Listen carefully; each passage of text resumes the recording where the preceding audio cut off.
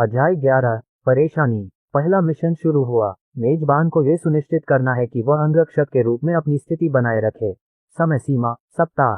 पुरस्कारों की गणना इस बात पर निर्भर करेगी कि मिशन कितनी अच्छी तरह पूरा हुआ, साथ ही कठिनाइयों का सामना भी किया गया। क्रिश को उम्मीद नहीं थी कि सिस्टम उसे इस समय कोई मिशन देगा, लेकिन फिर भी वह सिस्टम द्वारा दिए गए मिशन को लेकर थोड़ा उत्साहित होने से खुद को नहीं रोक पाया। बेशक ऐसा नहीं था कि वह मिशन के जारी रहने से खुश था, बल्कि इसके बजाय वह सिस्टम द्वारा मिशन दिए जाने से खुश था। इसका मतलब यह था कि जब तक वह सफल होता है, उसे निश्चित रूप से कुछ ऐसा इनाम मिलेगा जो उसकी ताकत को बढ़ाने में सक्षम होगा। लेकिन जैसे ही उसने मिशन के बारे में जानकारी पढ़ी, वह अपनी भौहें सिकोड़े बिना नहीं रह सका।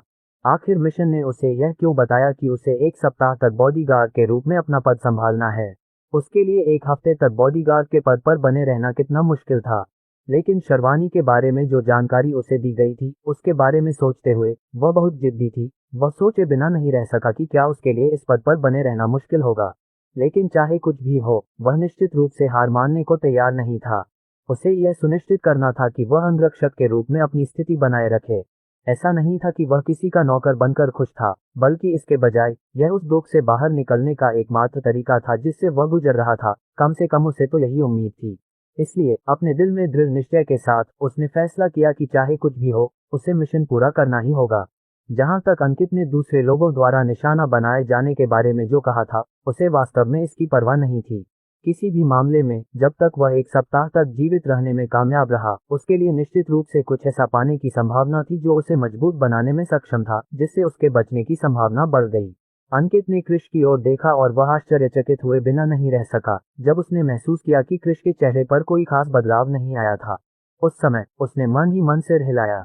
ऐसा लग रहा था कि उसके पिता ने जिस व्यक्ति को बुलाया था, वह निश्चित रूप से काफी सक्षम था। केवल एक चीज जिस पर उन्हें ध्यान देना था, वह थी काम करने की उसकी क्षमता। वे पहले ही उसकी पृष्ठभूमि की जांच कर चुके थे और पृष्ठभूमि के अनुसार वह निश्चित रूप से नौकरी के लिए उपयुक्त था। लेकिन ये सिर्फ जानकारी थी जो उन्हें मिली थी, न कि वह व्यावहारिक योग्यता जो उसके पास थी। ठीक है, कम से कम उन्होंने जो देखा था। वे दोनों हवेली और उस क्षेत्र में घूमते रहे, ये सुनिश्चित करने की कोशिश करते हुए कि क्रिश उस क्षेत्र से परिचित हो जाए। चूंकि वह इस जगह पर रहने वाला था, इसलिए क्रिश को हर चीज से परिचित होना था। आखिरकार एक अंगरक्षक के रूप में उसे उस वातावरण से परिचित होना था जिससे वह अपनी क्लिप की सुरक्षा सुनिश्चित करने जा रहा था। करीब 30 मिनट तक अंकित के साथ बातचीत करने के बाद आखिरकार दोनों ने हवेली में वापस जाने का फैसला किया। उधर हवेली के अंदर महिला ने किरण की ओर देखा और पूछा, इस युवक के बारे में जो जानकारी मिली है, उसके अनुसार तो लगता है कि वह काफी सक्षम है, लेकिन उसकी उम्र को देखते हुए उसके बारे में जो जानकारी मिली है, वह अविश्वसनीय सी है। किरण ने अपनी पत्नी को चुपचाप देखा और एक पल के लिए सोचा। फिर उसने स्टीव की तरफ देखा जो उस सोफे के पीछे खड़ा था जिस पर वे दोनों बैठे थे, और स्टीव तुरंत संकेत समझ गया। बिना किसी हिचकिचाहट के उन्होंने अपने कोट के अंदर रखी एक गोली किरण को थमा दी। किरण ने गोली ली और पहले से ही खोली गई जानकारी को ध्यान से पढ़ा। उस टैबलेट के अंदर जो जानकारी थी, उसने निश्चित रूप से क्रिश को भी आश्चर्यचकित कर दिया होगा, इस तथ्य के बावजूद कि वह जानकारी उसके बारे में थी। वहां प्रदर्शित जानकारी के अनुसार क्रिश की पृष्ठभूमि काफी साधारण थी। उसने 5 साल की उम्र में ही अपने परिवार को खो दिया था और आज तक कई सालों तक उसे खुद पर निर्भर रहना पड़ा। लेकिन अपने माता पिता को खोने के बाद किसी समय वह एक ऐसे संगठन में शामिल हो गए थे जो देश में लोगों, विशेषकर शिक्षकों को प्रशिक्षण देने का काम करता था। वह देश में एक स्वतंत्र संगठन था और उसे ऐसा करने की अनुमति दी गई थी। जो लोग उस संगठन में शामिल होते थे, वे निश्चित रूप से अविश्वसनीय क्षमताओं के साथ बाहर आते थे। और जानकारी के अनुसार ऐसा लग रहा था कि क्रिश उस संगठन में गया था और लगभग 3 साल पहले ही बाहर आया था। लेकिन पिछले 3 सालों में वह सिर्फ साधारण नौकरियां कर रहा था, अपनी क्षमताओं का इस्तेमाल किए बिना ही जीवित रहने की कोशिश कर रहा था।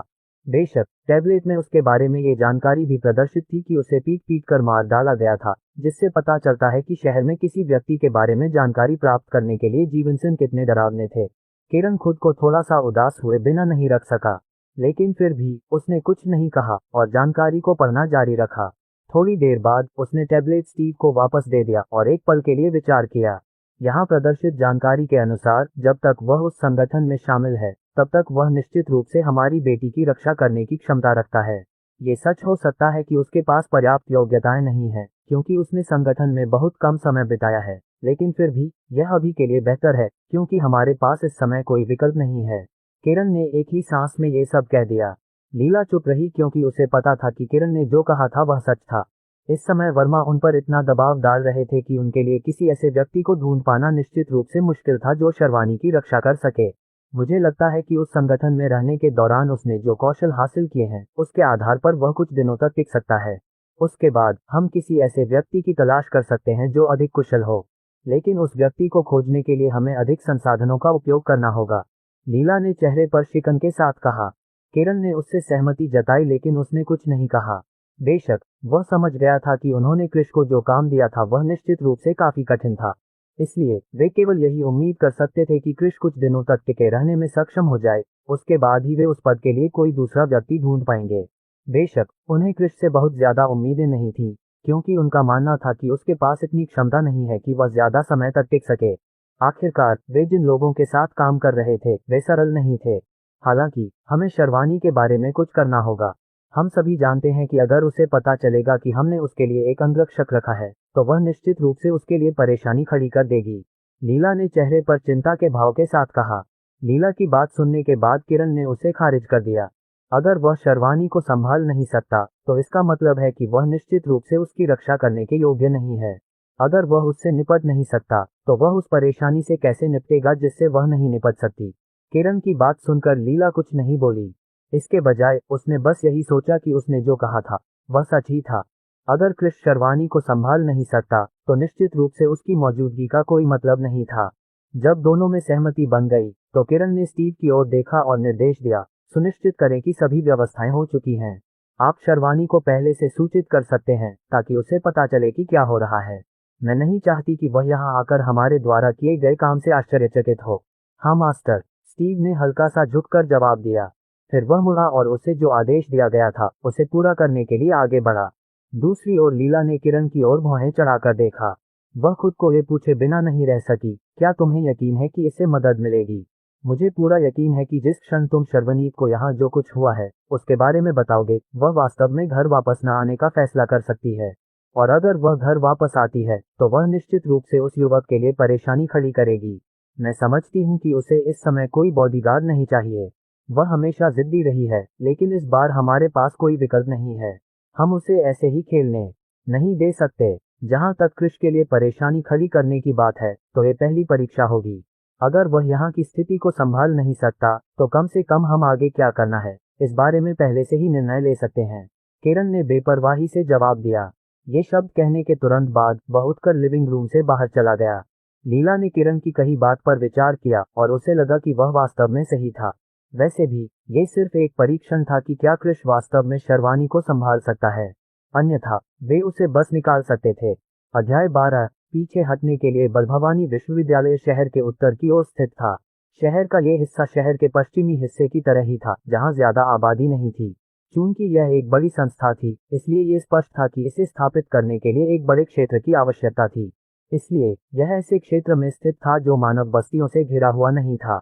लेकिन शहर के उत्तरी भाग में सभी बस्तियां पाई जा सकती थीं, लेकिन जैसा कि अपेक्षित था केवल वे ही लोग उन स्थानों पर रह सकते थे जिनके पास कुछ प्रभाव था, सिवाय उन छात्रों के जो वहां छात्रावासों में रहते थे जो मुख्य रूप से उनके लिए बनाए गए थे। शहर के इस हिस्से में विकास काफी अधिक था क्योंकि यह वह जगह थी जहां देश भर में लोकप्रिय विश्वविद्यालय स्थित था। ये सुनिश्चित करने के लिए कि इस जगह तक पहुंच आसान हो, इसे शहर के भीतर स्थित हवाई अड्डे से कुछ किलोमीटर की दूरी पर स्थित किया गया था। सच कहें तो यहीं स्थित इस विश्वविद्यालय ने इस शहर को तीसरे दर्जे का शहर बनाया, अन्यथा अन्य शहरों की तुलना में इस शहर का तीसरे दर्जे तक पहुंच पाना निश्चित रूप से असंभव था। विश्वविद्यालय द्वारा कब्जा किया गया क्षेत्र बहुत बड़ा था और विश्वविद्यालय के भीतर इमारतों की संख्या लगभग अनगिनत थी।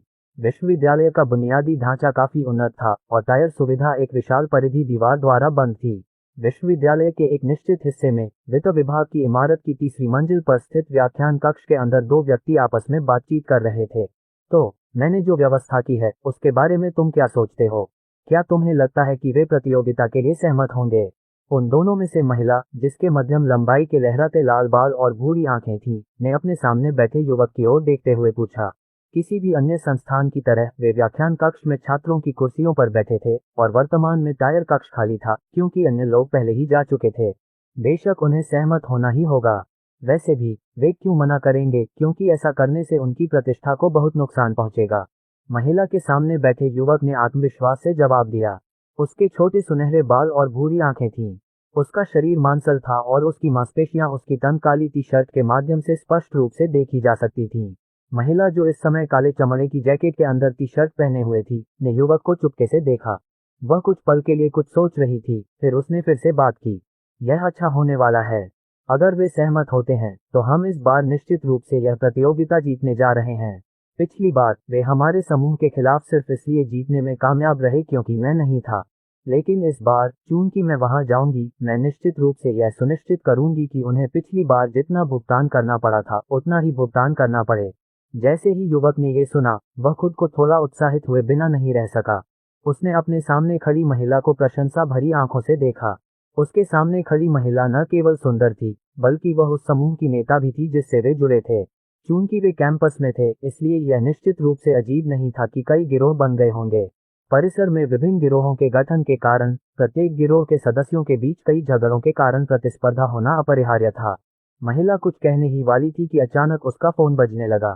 चेहरे पर एक साधारण सी उदासी के साथ उसने फोन निकाला, जो अपने छोटे आकार के बावजूद काफी उन्नत लग रहा था, लगभग 5.6 इंच के स्क्रीन वाले एक सामान्य स्मार्टफोन के आकार का। कॉलर आईडी देखने के बाद उसे एहसास हुआ कि कॉल करने वाली उसकी मां थी।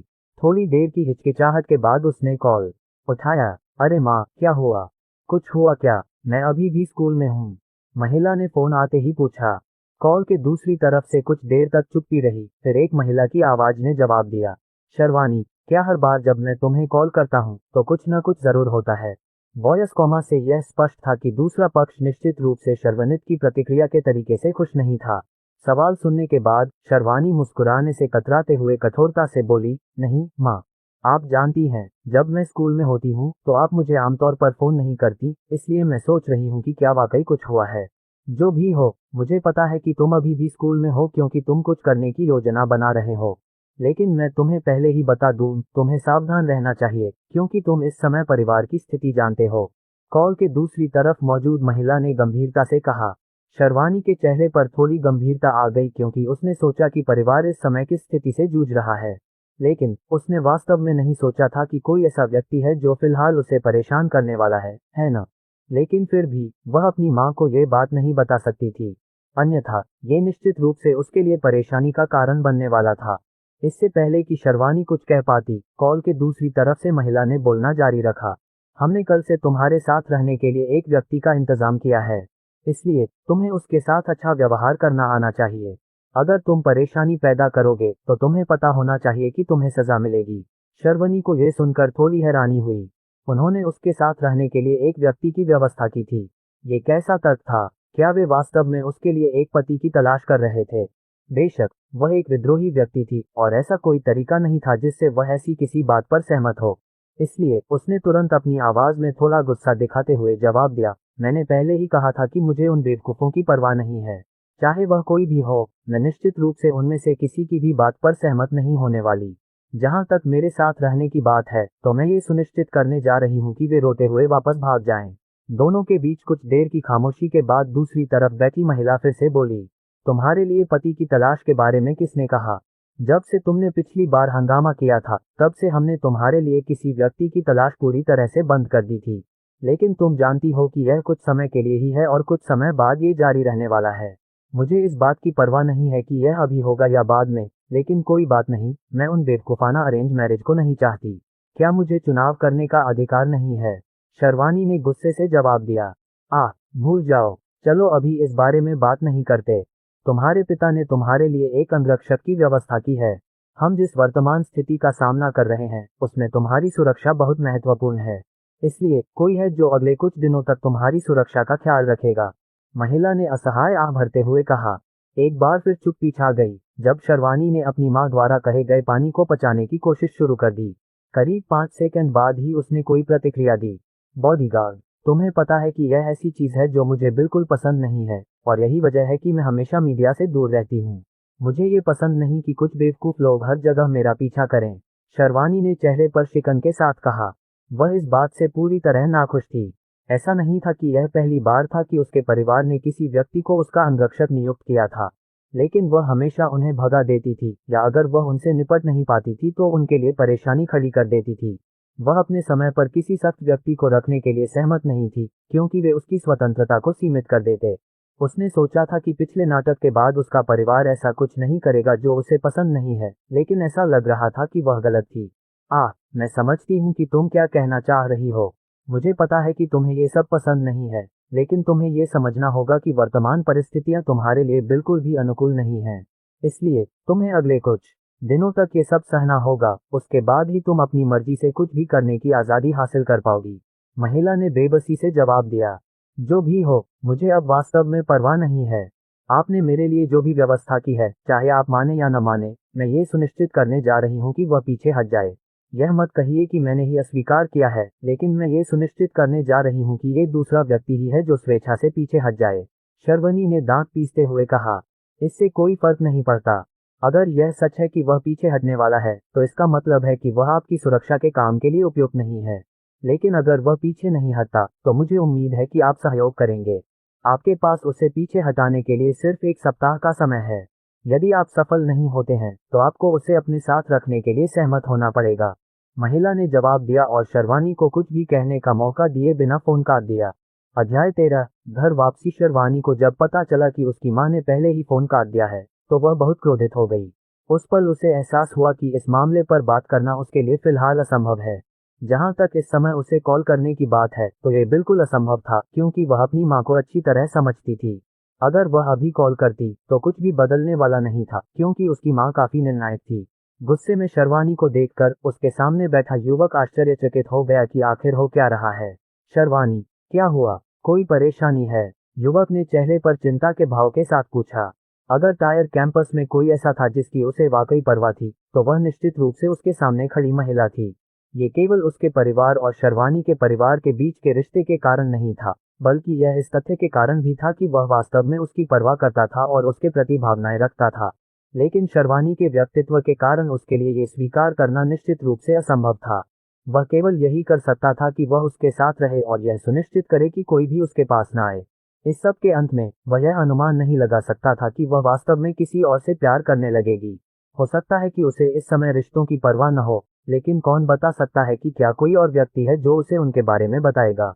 बस ये सुनिश्चित करने के लिए कि कोई ऐसा कुछ न करे, उसने उसके करीब रहने का फैसला किया, ये सुनिश्चित करते हुए कि जो कोई भी उसके पास आए, वह उसके बारे में पूरी जानकारी प्राप्त कर ले। वह किसी और को उससे दूर ले जाने की अनुमति नहीं दे सकता था। शर्वानी कुछ देर तक चुप रही, फिर उसने जवाब दिया, मेरी माँ ने मुझे अभी अभी एक व्यक्ति को काम पर रखने के बारे में बताया है जो मेरा अंगरक्षक बन जाएगा। मुझे नहीं पता कि इस बार उन्होंने किसे काम पर रखा है, लेकिन मैं ये सुनिश्चित करूंगी कि वे इसके लिए भुगतान करें। मेरी आज़ादी को सीमित करने की कोशिश करने की उनकी हिम्मत कैसे हुई? शर्वानी इस बात से बेहद नाराज थी। ये तो पता ही था कि वह शहर के एक रसूखदार परिवार से थी, लेकिन बहुत कम लोग ही जानते थे कि वह कौन थी। वे ये जानते होंगे कि जीवनसन परिवार के 2 बेटे और एक बेटी थी, लेकिन चूंकि वह हमेशा लोगों की नज़रों से दूर रहती थी, इसलिए बहुत कम लोग ही उसकी असली पहचान जानते थे, और इसलिए बहुत से लोगों को यह नहीं पता था कि जीवनसन परिवार की बेटी कौन थी। उसने ये सब सिर्फ इसलिए किया था क्योंकि उसे आज़ादी चाहिए थी। वह नहीं चाहती थी कि हर जगह उसके साथ खास व्यवहार किया जाए। इसके बजाय वह अपनी जिंदगी बेफिक्र होकर जीना चाहती थी। लेकिन उसका परिवार उसकी सुरक्षा के लिए लोगों को नियुक्त करता रहा। उनकी सुरक्षा का क्या फायदा था? क्या वह खुद की रक्षा नहीं कर सकती थी? या फिर उन्हें लगा कि वह बहुत कमजोर है और वह खुद की रक्षा नहीं कर सकती? या फिर ऐसा सिर्फ इसलिए हुआ क्योंकि उन्हें लगा कि वह जवान औरत है? चाहे जो भी कारण रहा हो, वह निश्चित रूप से अपने परिवार द्वारा उसकी स्वतंत्रता के बारे में ज्यादा परवाह किए जाने से खुश नहीं थी। वह एक युवा थी और उसे इस समय अपने जीवन का आनंद लेना चाहिए था, है न? जैसे ही उस युवक ने शर्वानी की बात सुनी, वह भौहें सिकुड़े बिना नहीं रह सका। ये पहली बार नहीं था कि शर्वानी के परिवार ने शर्वानी के लिए अंगरक्षक की व्यवस्था की थी, लेकिन हर बार वह पुरुष ही होता था। बेशक भले ही शर्वानी के परिवार को जो अंगरक्षक मिला था उसका स्तर सामाजिक रैंकिंग के मामले में कम था, लेकिन फिर भी जब तक समय दिया जाता, कोई भी यह नहीं कह सकता था कि उन दोनों के बीच क्या होगा। यह अच्छी बात थी कि शर्वानी को अंगरक्षक रखने से कोई परेशानी नहीं थी, और इसी कारण से वह उन अंगरक्षकों से छुटकारा पाने में उसकी मदद करने के लिए बहुत खुश था जो शर्वानी की रक्षा के लिए खड़े थे। आपको उसके बारे में चिंता करने की कोई जरूरत नहीं है। जब तक आप उससे छुटकारा पाना चाहते हैं, आप मुझे ऐसा करने दीजिए, युवक ने आत्मविश्वास से जवाब दिया। युवक की बात सुनकर शर्वानी कुछ देर चुप रही। उन दोनों के बीच काफी गहरा रिश्ता था, ये देखते हुए कि वे हाई स्कूल में पढ़ते समय एक साथ थे और वे दोनों एक ही कोर्स करने के लिए इस विश्वविद्यालय में शामिल हुए थे। जिस समूह से वे दोनों जुड़े थे उसमें वह निश्चित रूप से वह व्यक्ति था जो उसके सबसे करीब था, और वह कह सकती थी कि वह वास्तव में उसका दाहिना हाथ था, क्योंकि वह व्यक्ति था जो अपने हिस्से की देखरेख में उन अधिकांश चीजों का प्रभारी था जो वह करना चाहती थी। इसके बारे में ज्यादा चिंता मत करो, मैं व्यक्तिगत रूप से इसका ख्याल रख सकती हूँ, और अगर मैं नहीं रख सकती तो हम अगले कुछ दिनों में एक समूह के रूप में इससे निपट लेंगे। मुझे ये सुनिश्चित करना है कि वह खुद ही पीछे हट जाए, ताकि ऐसा न लगे कि मैं ही उसे भगाने वाली हूँ, शर्वनी ने अपनी आंखों में दृढ़ निश्चय के साथ कहा। जब युवक ने ये सुना तो वह थोड़ा निराश हुआ, लेकिन फिर भी इसमें कोई समस्या नहीं थी क्योंकि शर्वानी उस अंगरक्षक से छुटकारा पाना चाहती थी। चूंकि मामला ऐसा ही था इसलिए वह निश्चित रूप से उसका सहयोग करने वाला था। इसमें कोई समस्या नहीं है। जब तक तुम्हें मेरी जरूरत है मैं उसकी देखभाल के लिए लोगों का एक समूह जुटा सकता हूँ, युवक ने कहा। वह बस बदमाशों के एक समूह को बुलाकर उस अंगरक्षक की देखभाल कर सकता था और उसे शर्वानी से दूर रहने की चेतावनी दे सकता था। ये कुछ ऐसा था जो वह अपने परिवार के प्रभाव से आसानी से कर सकता था। आप बस इसके लिए कोई व्यवस्था कर सकते हैं। अगर मैं घर वापस जाती हूँ और यह काम नहीं करता है तो कल इस समस्या का समाधान करने के लिए तैयार रहें। कल के बाद मैं वास्तव में नहीं चाहती कि वह आदमी हर जगह मेरा पीछा करे जहां मैं जाती हूं, शर्वनी ने चेहरे पर शिकन के साथ कहा। आप समझ गए, कल आप निश्चिंत हो सकते हैं कि उसका ख्याल रखा जाएगा। बेशक कोई चोट नहीं लगेगी जब तक कि वह जांच के लिए अस्पताल न जाए, युवक ने डरावनी मुस्कान के साथ जवाब दिया। ठीक है, तुम्हें इस तरह मुस्कुराने की जरूरत नहीं है। बस ये सुनिश्चित करो कि कल मामले का निपटारा हो जाए। लेकिन अभी के लिए मुझे घर वापस जाना होगा। जहां तक दूसरे समूह के मामले की बात है, प्रतियोगिता 3 दिन में कर लो, शर्वनी ने खड़े होने से पहले कहा। फिर वह आगे बढ़ी और लेक्चर हॉल से बाहर निकल गई, घर वापस जाने का इरादा रखते हुए। कोई चिंता करने की जरूरत नहीं है, आप घर पर आराम से रह सकते हैं और मेरी खुशखबरी का इंतजार कर सकते हैं। मैं सारी व्यवस्था कर दूंगा, युवक ने चेहरे पर मुस्कान के साथ कहा। इस बार वह ये सुनिश्चित करने जा रहा था कि वह हर चीज का ध्यानपूर्वक ध्यान रखे। शर्वानी के बिल्डिंग से बाहर निकलने के बाद वह पार्किंग एरिया की ओर चली गई और अपनी स्पोर्ट्स कार में बैठ गई। यह एक लाल रंग की फरारी F8 स्पाइडर थी। ये काफी शानदार थी और उसी एरिया में खड़ी गाड़ियों के बीच यह अलग दिख रही थी। जैसे ही वह कार में बैठी, गाड़ी ने गर्जना करना शुरू कर दिया, इससे पहले कि गाड़ी अविश्वसनीय गति से पार्किंग स्थल से बाहर निकलती। गाड़ी द्वारा किए जा रहे युद्धाभ्यास काफी अविश्वसनीय थे और जो लोग किनारे से देख रहे थे वे वाहन को देखकर आश्चर्यचकित हो गए जो गेट की ओर जा रहा था। शर्वानी को उस इलाके में पहुंचने में ज्यादा समय नहीं लगा जहां उसका पारिवारिक घर था। चूंकि यह वही इलाका था जहां जीवन सिंह रहते थे, इसलिए इस इलाके में मिलने वाले लोगों की संख्या काफी कम थी। इसलिए शर्वनी के लिए बिना किसी की नजर पड़े आना जाना बहुत आसान था। जैसे ही वह हवेली के प्रवेश द्वार पर पहुंची, गेट पर सुरक्षा के लिए तैनात लोगों ने तुरंत उसके लिए गेट खोल दिया।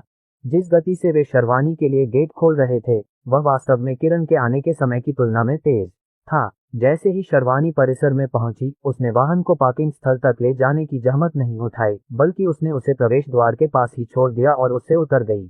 अगले ही क्षण वह हवेली की ओर दौड़ी, ये देखना चाहती थी कि वह कौन है जिसे उसके अंगरक्षक का काम सौंपा गया है। जब वह हवेली में पहुंची तो उसे पता चला कि उसके माता पिता दोनों लिविंग रूम में हैं। उसका भाई अंकित और वह व्यक्ति जो उसके अंगरक्षक के रूप में रखा गया था वहां नहीं थे। वह कहाँ है? मैं देखना चाहती हूँ कि वह कौन है जिसके बारे में आपको लगता है कि वह मेरा अंगरक्षक बनने के योग्य है, शर्वानी ने लिविंग रूम की ओर देखते हुए पूछा। वह इस समय थोड़ा पसीना बहा रही थी क्योंकि वह आते ही भाग रही थी। क्या तुम पहले शांत हो सकती हो? हमने तुम्हारे लिए जो बॉडीगार्ड रखा है उससे मिलने के लिए तुम कितनी बेचैन हो, शर्वानी की मां ने असहाय भाव से कहा।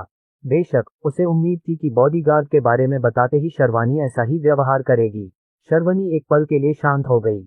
उसे एहसास हुआ कि वह पहले से ही घर वापस आ गई थी और वह उस तरह से व्यवहार नहीं कर सकती थी जैसा वह स्कूल में करती थी। गहरी सांस लेने के बाद वह कुछ कहने ही वाली थी कि अचानक उसे कमरे में किसी के आने की आहट सुनाई दी। अध्याय 14। मिशन। गहरी सांस लेने के बाद वह कुछ कहने ही वाली थी कि अचानक उसे कमरे में किसी के आने की आहट सुनाई दी। वह मुड़ी और आवाज की दिशा की ओर देखने लगी। वहां उसे एहसास हुआ कि उसका भाई एक अपरिचित आदमी के साथ आ रहा था। वह आदमी इतना बुरा नहीं था और वह लगभग उसकी ही उम्र का लग रहा था। उसकी उम्र 20 के आसपास थी। वह व्यक्ति जिसे वह नहीं जानती थी दिखने में कुछ खास नहीं था सिवाय उसके थोड़े मांसल शरीर के। जहां तक उस व्यक्ति के पहने हुए सूट की बात है, वह तुरंत बता सकती थी कि वह सस्ते ब्रांड का था। वह उसे देखते हुए अपनी आंखें मूंदने से खुद को नहीं रोक पाए। ये निश्चित रूप से पहली बार था कि उसे ऐसे अंगरक्षक के साथ नियुक्त किया गया था जिसके पास इतने सस्ते कपड़े थे। दूसरे लोग एक निश्चित शीर्ष अंगरक्षक कंपनी से थे, लेकिन इस एक के लिए उसने अनुमान लगाया कि वह निश्चित रूप से उस कंपनी से नहीं था। शुरू से ही उसे ये लड़का पसंद नहीं था और इस वजह से उसे इस लड़के को भगाने की प्रेरणा और बढ़ गई। चूंकि वह अपने माता पिता को इस लड़के को भगाने के लिए मना नहीं पाए, इसलिए वह केवल इस लड़के को खुद ही जाने के लिए राजी कर सकती थी। बेशक वह अपने माता पिता के सामने ऐसा नहीं करने वाली थी। इसके बजाय उसे तब तक इंतजार करना था जब तक वे अकेले न हों। और वर्तमान में चूंकि उसके माता पिता दोनों ही यहाँ उपलब्ध थे, इसलिए यह बहुत स्पष्ट था कि उसके लिए कुछ भी संदिग्ध करना असंभव था। कुछ देर तक क्रिश को देखने के बाद उसने उसे अनदेखा कर दिया और फिर मुड़कर अपने माता पिता की ओर देखने लगी। फिर थोड़ी देर की हिचकिचाहट के बाद उसने वहां से जाने का फैसला किया और अपने कमरे में चली गई। क्रिश ने शर्वानी को भी देखा था। एक पल के लिए उसे लगा कि यह महिला उसे पसंद नहीं करती, लेकिन वैसे भी ऐसा नहीं था कि वह इस समय कुछ कर सकता था। उसे इस बात की परवाह नहीं थी कि यह महिला उसे यहाँ चाहती है या नहीं। जब तक किरण उसे भगा नहीं देती, वह निश्चित रूप से यहाँ रहना और जो काम उसे दिया गया है उसे करना जारी रखेगा। इसके अलावा वह तुरंत ये भी बता सकता था कि शायद उसे सिस्टम द्वारा यह मिशन क्यों दिया गया था, ताकि वह एक सप्ताह तक बॉडीगार्ड के रूप में बना रहे। इसका कारण निश्चित रूप से इस महिला से संबंधित था। ऐसा लग रहा था कि वह उसे यहाँ नहीं चाहती थी और वह वास्तव में उसे नौकरी से निकाल सकती थी। अंकित ने बस अपने कंधे उचका दिए जब उसे एहसास हुआ कि उसकी बहन उसी समय चली गई थी जब वे दोनों आए थे। बेशक वह समझ गया था कि शर्वानी को वास्तव में बॉडीगार्ड की जरूरत नहीं थी, लेकिन किसी भी मामले में परिवार के सामने इस समय जो स्थिति थी, उसे देखते हुए उनके पास कोई विकल्प नहीं था। तुमने देखा है न, वह पहले से ही तुम्हें पसंद नहीं करती, इसलिए मैं तुम्हें बता सकता हूं कि तुम्हें उसके साथ रहना निश्चित रूप से मुश्किल होगा, लेकिन सुनिश्चित करो कि तुम उसकी सुरक्षा बनाए रखो क्योंकि यह तुम्हारा काम है। अंकित ने क्रिश की ओर देखते हुए कहा, आपको इसकी चिंता करने की जरूरत नहीं है, मैं अपना काम पूरा करूंगा चाहे कुछ भी हो जाए। क्रिश ने शांति से जवाब दिया। अंकित ने सिर हिलाया। उसने क्रिश से और कुछ नहीं कहा और उसके माता पिता की ओर देखते हुए कहा, मैं उसे उसके कमरे में ले जाऊंगा। तुम्हें इससे कोई परेशानी तो नहीं है ना? व्यवस्था पहले ही हो चुकी है, इसलिए अगर आप उसे उसके कमरे में ले जाएं तो कोई समस्या नहीं है। उसे जल्द से जल्द आराम मिल जाना चाहिए क्योंकि वह कल से ड्यूटी पर होगा। किरण ने जवाब दिया। अंकित ने सिर हिलाकर हवेली से बाहर निकलने का रास्ता दिखाया। फिर वे उस इमारत की ओर बढ़े जो स्विमिंग पूल के करीब थी। ये वह क्षेत्र है जहां हवेली के सभी नौकर रहते हैं।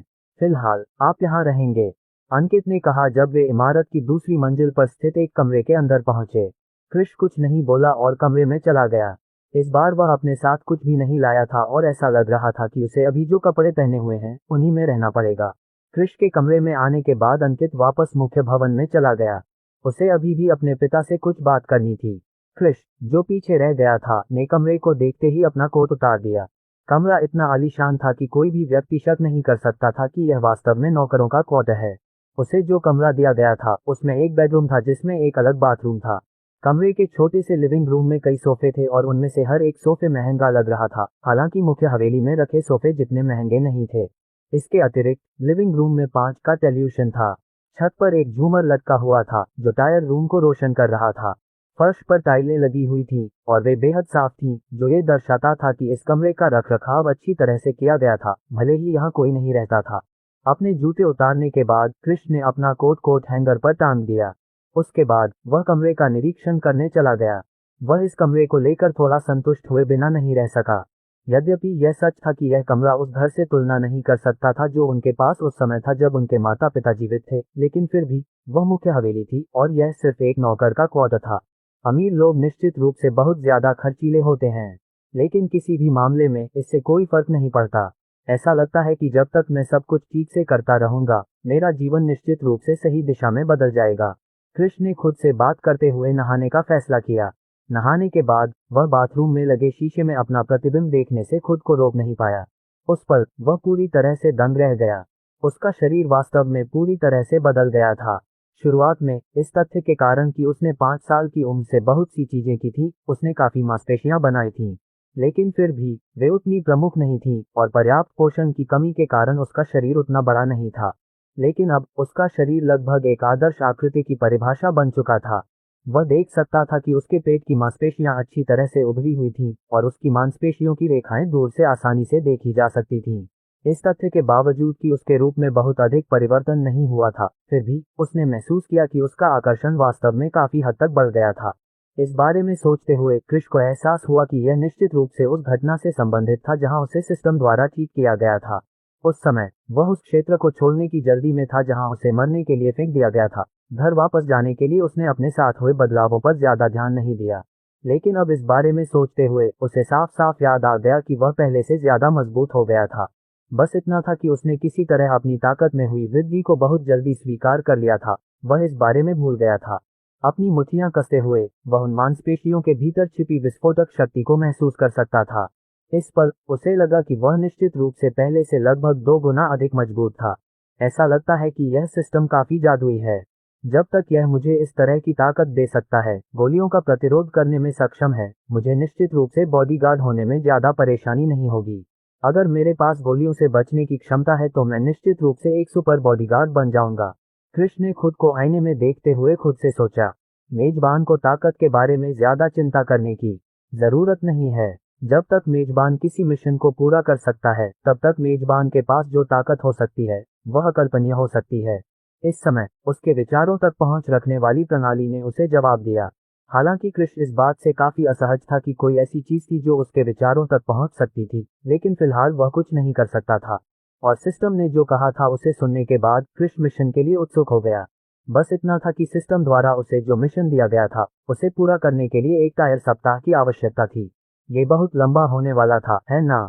इस सब के अंत में ऐसा लग रहा था कि इस बार उसका मिशन, शर्वानी की रक्षा करना, बेहद मुश्किल होने वाला था। क्या होगा अगर वह पहला मिशन पूरा करने से पहले ही अगले दिन मारा गया? जैसे ही क्रिश इस बारे में सोच रहा था, उसके सामने एक और संकेत प्रकट हुआ। मेजबान को मिशन के बारे में ज्यादा चिंता करने की जरूरत नहीं है। प्रस्तुतियां मेजबान की परिस्थितियों के अनुसार तैयार की जाती हैं।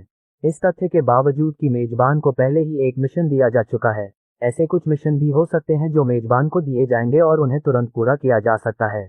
ये सुनकर क्रिश को तुरंत राहत मिली। कम से कम इस तरह से वह निश्चित रूप से लंबे समय तक इंतजार किए बिना मजबूत होने में सक्षम होने जा रहा था। इस बारे में अभी ज्यादा न सोचते हुए उसने सोने का फैसला किया ताकि वह कल उठकर काम शुरू कर सके। अब एकमात्र समस्या ये थी कि वह कौन से कपड़े पहनेगा। जैसे ही वह ये सोच रहा था, उसने बेडरूम में रखी अलमारी खोली। वह हैरान रह गया जब उसने देखा कि अलमारी में कई कपड़े थे और उनमें से हर एक बेहद महंगा लग रहा था। अध्याय 15, वैकल्पिक मिशन। वह ये देखकर थोड़ा अचंभित हुआ कि अलमारी में कई कपड़े थे और उनमें से हर एक बेहद महंगा दिख रहा था। एक पल के लिए क्रिश की सांस रुक गई। उसने अपना हाथ आगे बढ़ाया और कपड़ों को छुआ। उसे एहसास हुआ कि वे अच्छी क्वालिटी के कपड़े से बने थे। उन्हें छूकर ही उसे एहसास हुआ कि वे कितने मुलायम थे, लेकिन वे बेहद मजबूत भी थे और आसानी से खराब नहीं हो सकते थे। अपना हाथ वापस पाने के बाद क्रिश को आश्चर्य हुआ कि जो कमरा उसे दिया गया था वह किसी और का था। आखिर ये कपड़े उसके नहीं थे, है न? जैसे ही वह सोच रहा था कि क्या उसे गलत कमरा दिया गया है, उसने अचानक देखा कि कुछ तय किए हुए कपड़ों के ऊपर एक छोटा सा नोट रखा हुआ था। उसने उसे ले लिया और एक पल के लिए हिचकिचाया कि उसे इसे पढ़ना चाहिए या नहीं। इस सब के बीच शायद ये कोई ऐसी चीज थी जो किसी और की थी। कुछ सेकंड की हिचकिचाहट के बाद उसने इसे वैसे भी पढ़ने का फैसला किया। जिस क्षण उसने नोट उठाया, वह आश्चर्यचकित हुआ क्योंकि यह नोट वास्तव में उसके लिए लिखा गया था। श्री क्रिश, मैंने आपके लिए कुछ कपड़े खरीदे हैं। हमें पता चला कि आप बिना रहने की व्यवस्था किए ही यहाँ आ गए हैं, लेकिन हम आपको फिलहाल वापस जाने की अनुमति नहीं देंगे। इसलिए जब तक आप ड्यूटी पर रहेंगे, आपको यहाँ के कपड़े पहनने होंगे। नोट पढ़ने के बाद क्रिश ने अंदाजा लगाया कि नोट छोड़ने वाला निश्चित रूप से स्टीव था। वह घर का बटलर था और निश्चित रूप से वही उसे मिस्टर क्रिश कहकर संबोधित कर सकता था। नोट पढ़ने के बाद क्रिश को आश्चर्य हुआ कि जीवनसिंस कितने शक्तिशाली थे। वह आज ही आने वाला था, लेकिन उन्होंने पहले से ही उसके लिए व्यवस्था कर रखी थी और कुछ ही समय में उसके लिए कपड़े भी खरीद लिए थे। किरण द्वारा ये बताए जाने के बाद कि वे उसके बारे में जानकारी ढूंढ रहे हैं से लेकर उसके यहाँ पहुँचने तक लगभग 1 घंटा ही बीता है, लेकिन उन्होंने पहले से ही ऐसी व्यवस्था कर रखी थी। बस क्रिश ने कुछ जोड़ी कपड़े लेने का फैसला किया ताकि वह उन्हें परख सके कि वे उसके शरीर के लिए फिट हैं या नहीं। जब उसे एहसास हुआ कि वे कपड़े वास्तव में उसके शरीर के लिए बने थे, तो वह लगातार आश्चर्यचकित हुआ। ये तो पता ही था कि जब से क्रिश को सिस्टम से ठीक किया गया है, तब से वह पहले से ही काफी बदल चुका है, लेकिन ये कपड़े वास्तव में उसके वर्तमान शरीर से मेल खाते थे। दर्पण में अपना प्रतिबिंब देखकर वह आश्चर्यचकित हुए बिना नहीं रह सका कि केवल कपड़े बदलने से ही वह कितना बदल गया था। कृष अभी आराम करने की सोच ही रहा था कि अचानक दरवाजे पर दस्तक हुई। बिना किसी हिचकिचाहट के उसने तुरंत एक जोड़ी कपड़े पहने, एक सादी टी शर्ट और काली स्वेट पैंट पहनी और दरवाजे की ओर बढ़ गया। जब उन्होंने इसे खोला तो उन्हें आश्चर्य हुआ जब उन्होंने पाया कि यह शर्वानी थी जो दरवाजे के बाहर थी। जैसे ही दरवाजा खुला, शर्वानी हैरान रह गई। उसने कृष को देखा जो उसके सामने आ गया था और वह मां की तरह अचंभित हो गई। इसके पीछे कारण बस इतना था कि जैसे ही उसने अपने कपड़े पहने, वह पूरी तरह से बदल गया। वह उस समय से बिल्कुल अलग था जब उसने उसे पहली बार देखा था। लेकिन फिर भी शर्वानी जल्दी ही ठीक हो गई। अपनी आंखों में असंतोष के भाव के साथ उसने कहा, मैं अभ्यास करना चाहती हूँ। तुम मेरे साथ मुख्य हवेली में स्थित जिम में क्यों नहीं चलते? एक पल के लिए तो कृष को यकीन ही नहीं हुआ कि उसने क्या सुना था। आखिर इस महिला को क्या हो गया है? वह आज ही आया था और फिर भी वह उसे ट्रेनिंग के लिए अपने साथ चलने के लिए कह रही थी। क्या तुम्हें यकीन है कि यह ठीक है? कृष ने पूछा। बेशक, वह इस महिला के साथ प्रशिक्षण लेने में झिझक रहा था। इस सब के बीच वह अभी अभी आया था और वे एक दूसरे को इतना नहीं जानते थे। इसके अलावा उस महिला की नज़र से यह स्पष्ट था कि वह निश्चित रूप से कुछ अच्छा प्लान नहीं कर रही थी। इसके अलावा अगर वह आगे बढ़कर उसके साथ प्रशिक्षण लेता तो उसे उसके साथ किस तरह प्रशिक्षण लेना चाहिए था। ये सच हो सकता है कि उसके पास लड़ने के लिए कुछ कौशल थे, लेकिन ऐसा नहीं था कि उसे पेशेवर रूप से प्रशिक्षित किया गया था। उनमें जो कौशल थे वे उन सड़क झगड़ों के कारण थे जिनमें वे वर्षों तक शामिल रहे थे, जब उनके माता पिता ने उन्हें ऐसा करने से मना कर दिया था। उसके लिए अंगरक्षक होने का काम बस इस महिला की रक्षा करना था। अगर कोई समूह उसे अगवा करने या ऐसा कुछ करने के लिए आता है तो उसे ही उससे निपटना था। शुरू में उसे कई लोगों से निपटने में निश्चित रूप से परेशानी हुई होगी, लेकिन जब उसकी ताकत बढ़ गई तो उसके लिए उस स्थिति से निपटना निश्चित रूप से काफी आसान हो गया। अगर उसे उन लोगों से लड़ने के लिए कहा जाए जिन्होंने पहले उसके साथ मारपीट की थी, तो वह निश्चित रूप से पहले की तुलना में उनसे काफी आसानी से निपट पाएगा। एकमात्र समस्या ये थी कि उसके पास युद्ध के लिए आवश्यक कौशल नहीं थे, यद्यपि उसके पास पर्याप्त ताकत थी। बेशक मुझे इस बात का पूरा यकीन है। या फिर तुम सोचते हो कि मैं यहाँ सिर्फ तुम्हारे साथ मजाक करने आया हूँ? शर्वानी ने पूछा क्योंकि उसकी आंखों में गुस्सा साफ झलक रहा था। उसे वाकई ये पसंद नहीं था कि एक मामूली बॉडीगार्ड उससे कुछ करने के लिए कहने के बाद भी उससे पूछे। जैसे ही कृष कुछ कहने वाला था, एक और संकेत उसके सामने प्रकट हुआ। वैकल्पिक मिशन जारी किया गया। शर्वानी के हमलों के तहत मिनटों तक जीवित रहें। पुरस्कार, शुरुआती स्तर के युद्ध कौशल। कृष को मां की तरह आश्चर्य हुआ। क्या वाकई ऐसे ही कोई मिशन शुरू हो गया था? इसके अलावा इस बार इनाम की घोषणा की गई थी, जो पहले दिए गए मिशन से बिल्कुल अलग था। ये सुनिश्चित करने के लिए कि वह एक सप्ताह तक बॉडीगार्ड के रूप में अपनी स्थिति बनाए रखे। एकमात्र बात जिससे वह निराश था वह ये थी कि उसे जो पुरस्कार दिया जाने वाला था वह केवल शुरुआती स्तर के युद्ध कौशल थे। क्या उसके पास जो कौशल थे वे शुरुआती स्तर के नहीं थे? वैसे भी उसे जो मिशन दिया गया था वह वैकल्पिक था और वह इसे पूरा न करने का फैसला कर सकता था। इसलिए कृष इसे अस्वीकार करने ही वाला था कि अचानक शर्वानी बोल पड़ी, तुम वही करो जो मैंने कहा है, अन्यथा तुम ये जगह छोड़ दो और जहां से आए हो वहां वापस चले जाओ। ऐसा नहीं है कि मेरी रक्षा के लिए मेरे पास कोई कमजोर अंगरक्षक होगा। शर्वानी ने कृष की ओर देखते हुए कहा। वह समझ सकती थी कि कृष उसके साथ जिम जाने को तैयार नहीं था। चाहे वह उससे डरता हो या नहीं, उसे इसकी परवाह नहीं थी। उसके लिए, चूंकि वह जाना नहीं चाहता था, इसका मतलब था कि उसकी योजना निश्चित रूप से विफल होने वाली थी। इसलिए उसके लिए उसे उकसाना बेहतर था ताकि वह सुनिश्चित हो सके कि वह सहमत है। अन्यथा अगर वह सहमत नहीं होता तो उसे उससे निपटने के लिए कोई और रणनीति बनानी पड़ती। लेकिन जाहिर है ऐसा नहीं था कि उसे इतना सोचना पसंद था जब तक कि यह जरूरी न हो। वह इस आदमी के खिलाफ कोई षड्यंत्र नहीं करना चाहती थी, क्योंकि वह पहले से ही अधिकांश समस्याओं से सबसे सरल तरीके से निपटने की आदी हो चुकी थी। जब कृष ने शर्वानी की बातें सुनी तो वह आश्चर्यचकित हुए बिना नहीं रह सका। सिस्टम द्वारा उसे जो मिशन दिया गया था, एक सप्ताह के लिए बॉडीगार्ड के रूप में पद पर बने रहने के बारे में सोचते हुए वह निश्चित रूप से दूर रहना स्वीकार नहीं कर सकता था। इसके अलावा अगर वह बॉडीगार्ड नहीं था तो सुपर बॉडीगार्ड सिस्टम का क्या उपयोग होने वाला था? इसका मतलब ये था कि चाहे जो भी हो, उसे बॉडीगार्ड के रूप में अपनी स्थिति बनाए रखनी होगी ताकि वह सिस्टम का फायदा उठा सके और उससे जितना संभव हो सके उतना लाभ उठा सके। ठीक है, मैं तुम्हारे साथ चलूंगा, कृष ने कहा। उसके बाद वह मुड़ा और कमरे में वापस चला गया। जिम जाने से पहले उसे पहले अपने जूते पहनने थे। उसने जो कपड़े पहने थे वे निश्चित रूप से जिम जाने के लिए उतने बुरे नहीं थे। उसे पहले से ही पता था कि जिम में क्या होने वाला है। खैर, कम से कम उसे उम्मीद थी कि यह उस मिशन के अनुसार होगा जो उसे सिस्टम द्वारा दिया गया था। अगर ऐसा था, अगर वह सिर्फ युवती से लड़ रहा था, तो यह निश्चित रूप से इतना परेशानी भरा नहीं होने वाला था, है ना? भले ही मिशन पूरा करने के लिए सिस्टम से मिलने वाला इनाम कुछ बहुत बड़ा न हो, लेकिन किसी भी मामले में वह मिशन को पूरा करने जा रहा था।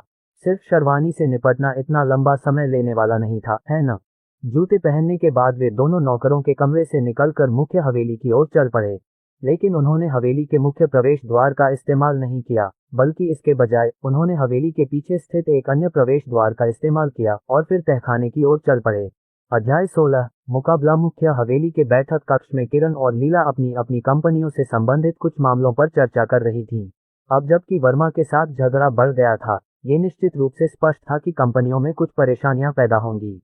लेकिन वर्मा को यथासंभव रोकने की कोशिश करने के अलावा फिलहाल उनके पास कुछ भी नहीं था, क्योंकि वे जवाबी हमला करने के लिए सही समय का इंतजार कर रहे थे। जब वे लगातार चर्चा कर रहे थे, तभी बूढ़ा बटलर स्टीव अंदर आया। हल्का सा झुककर स्टीव आगे बढ़ा और बोला, मास्टर, मैंने क्रिश से जुड़े मामलों पर पहले ही व्यवस्था कर ली है। उसे कल विश्वविद्यालय में उपस्थित होना चाहिए। इसके अलावा मैंने उसकी निगरानी करने और किसी भी स्थिति में सहायता प्रदान करने के लिए लोगों के एक छोटे समूह की भी व्यवस्था कर ली है, स्टीव ने शांत स्वर में कहा। किरण ने सिर हिलाया। स्टीव इन मामलों से निपटने में काफी कुशल था। यही कारण था कि वह बटलर था, भले ही उसके पिता ने परिवार के मुखिया का पद उसे सौंप दिया था। यह अच्छी बात है। आपने जिस समूह का गठन किया है, उसके साथ क्रिश की मदद करना निश्चित रूप से काफी आसान होगा, यदि उसके पास उन समस्याओं से निपटने की क्षमता नहीं है जिनका वह सामना कर रहा है। किरण ने कहा, ऐसा नहीं था कि उन्हें क्रिश पर इतना भरोसा था। वैसे भी क्रिश के बारे में जो पृष्ठभूमि जानकारी उनके पास थी, उसके अनुसार उन्हें पता था कि वह प्रशिक्षण के लिए किसी खास संगठन में गया था, लेकिन वे उसकी लड़ाकू क्षमताओं के बारे में ज्यादा नहीं जानते थे।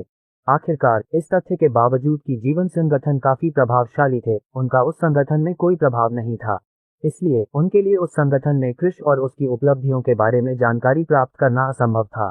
लेकिन फिर भी चूंकि क्रिश ने संगठन में इतना समय नहीं बिताया था, इसलिए उनका मानना था कि उसकी योग्यताएं निश्चित रूप से उतनी अधिक नहीं थीं। इसलिए भले ही उन्होंने जो समूह संगठित किया था वह क्रिश जितना कुशल नहीं था, लेकिन वे कम से कम संख्या में तो मदद कर सकते थे और जहां भी संभव हो मदद कर सकते थे। जैसे ही किरण लीला के साथ उन जवाबी उपायों पर चर्चा करने वाला था जो उन्हें करने थे, उसे एहसास हुआ कि स्टीव नहीं गया था। क्या आप कुछ और कहना चाहेंगे? किरण ने भौहें चढ़ाकर पूछा। ये निश्चित रूप से पहली बार था जब उसने स्टीव को कुछ कहने से पीछे हटे हुए देखा था। ये सही है मास्टर, मुझे अभी पता चला है कि युवती शर्वानी नौकरों के क्वार्टर में चली गई है। मुझे लगता है कि वह श्री क्रिश के खिलाफ कुछ योजना बना रही है। ये निश्चित रूप से अच्छा नहीं है ना? स्टीव ने अपनी आंखों में चिंता के भाव के साथ कहा। बेशक, वह शर्वानी के व्यक्तित्व को समझता था। चूंकि उन्होंने उसके लिए एक अंगरक्षक की तलाश की थी, इसलिए वह निश्चित रूप से उस आदमी को दूर भगाने का कोई रास्ता तलाशने जा रही थी। लेकिन परिवार जिस मौजूदा स्थिति का सामना कर रहा था, उसमें शर्वानी को निश्चित रूप से एक अंगरक्षक की आवश्यकता थी। और अगर शर्वानी ने कुछ ऐसा किया जिससे क्रिश को जाना पड़ा और उसके पास वास्तव में उसे बचाने की क्षमता थी, तो उन्हें बहुत बड़ा नुकसान हो सकता था। किरण ने एक पल के लिए भौहें सिकोड़ी, फिर उसने जवाब दिया, बस रहने दो।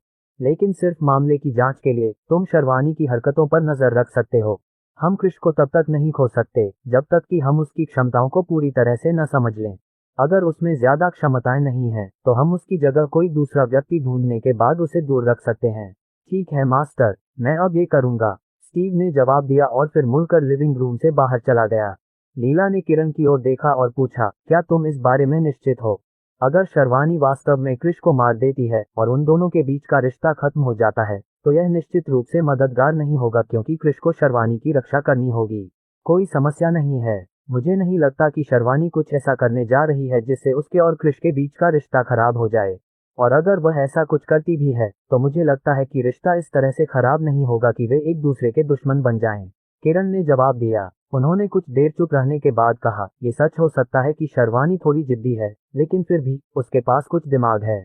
इसलिए मुझे विश्वास है कि जब दूसरे लोगों को भड़काने की बात आएगी तो वह इतना आगे नहीं जाएगी। लीला कुछ कहना चाहती थी, लेकिन अचानक उसने चुप रहने का फैसला किया। आखिरकार वह मामले को समझ गई थी और यह सिर्फ एक परीक्षा थी जिसके बारे में उन्होंने कुछ समय पहले बात की थी, क्रिश की क्षमताओं को आजमाने के बारे में। यह अच्छा होगा यदि वे शर्वानी का उपयोग करके क्रिश की क्षमताओं का परीक्षण कर सकें। यदि वास्तव में उसके पास शर्वानी से निपटने की क्षमता नहीं थी, तो इसका मतलब है कि वह निश्चित रूप से शर्वानी की रक्षा करने के योग्य नहीं था। ठीक है, आशा करते हैं कि सब कुछ ठीक हो जाएगा, लीला ने कहा और फिर अन्य मामलों पर ध्यान केंद्रित किया। क्रिश शर्वानी के पीछे पीछे मुख्य हवेली में स्थित तहखाने में चला गया।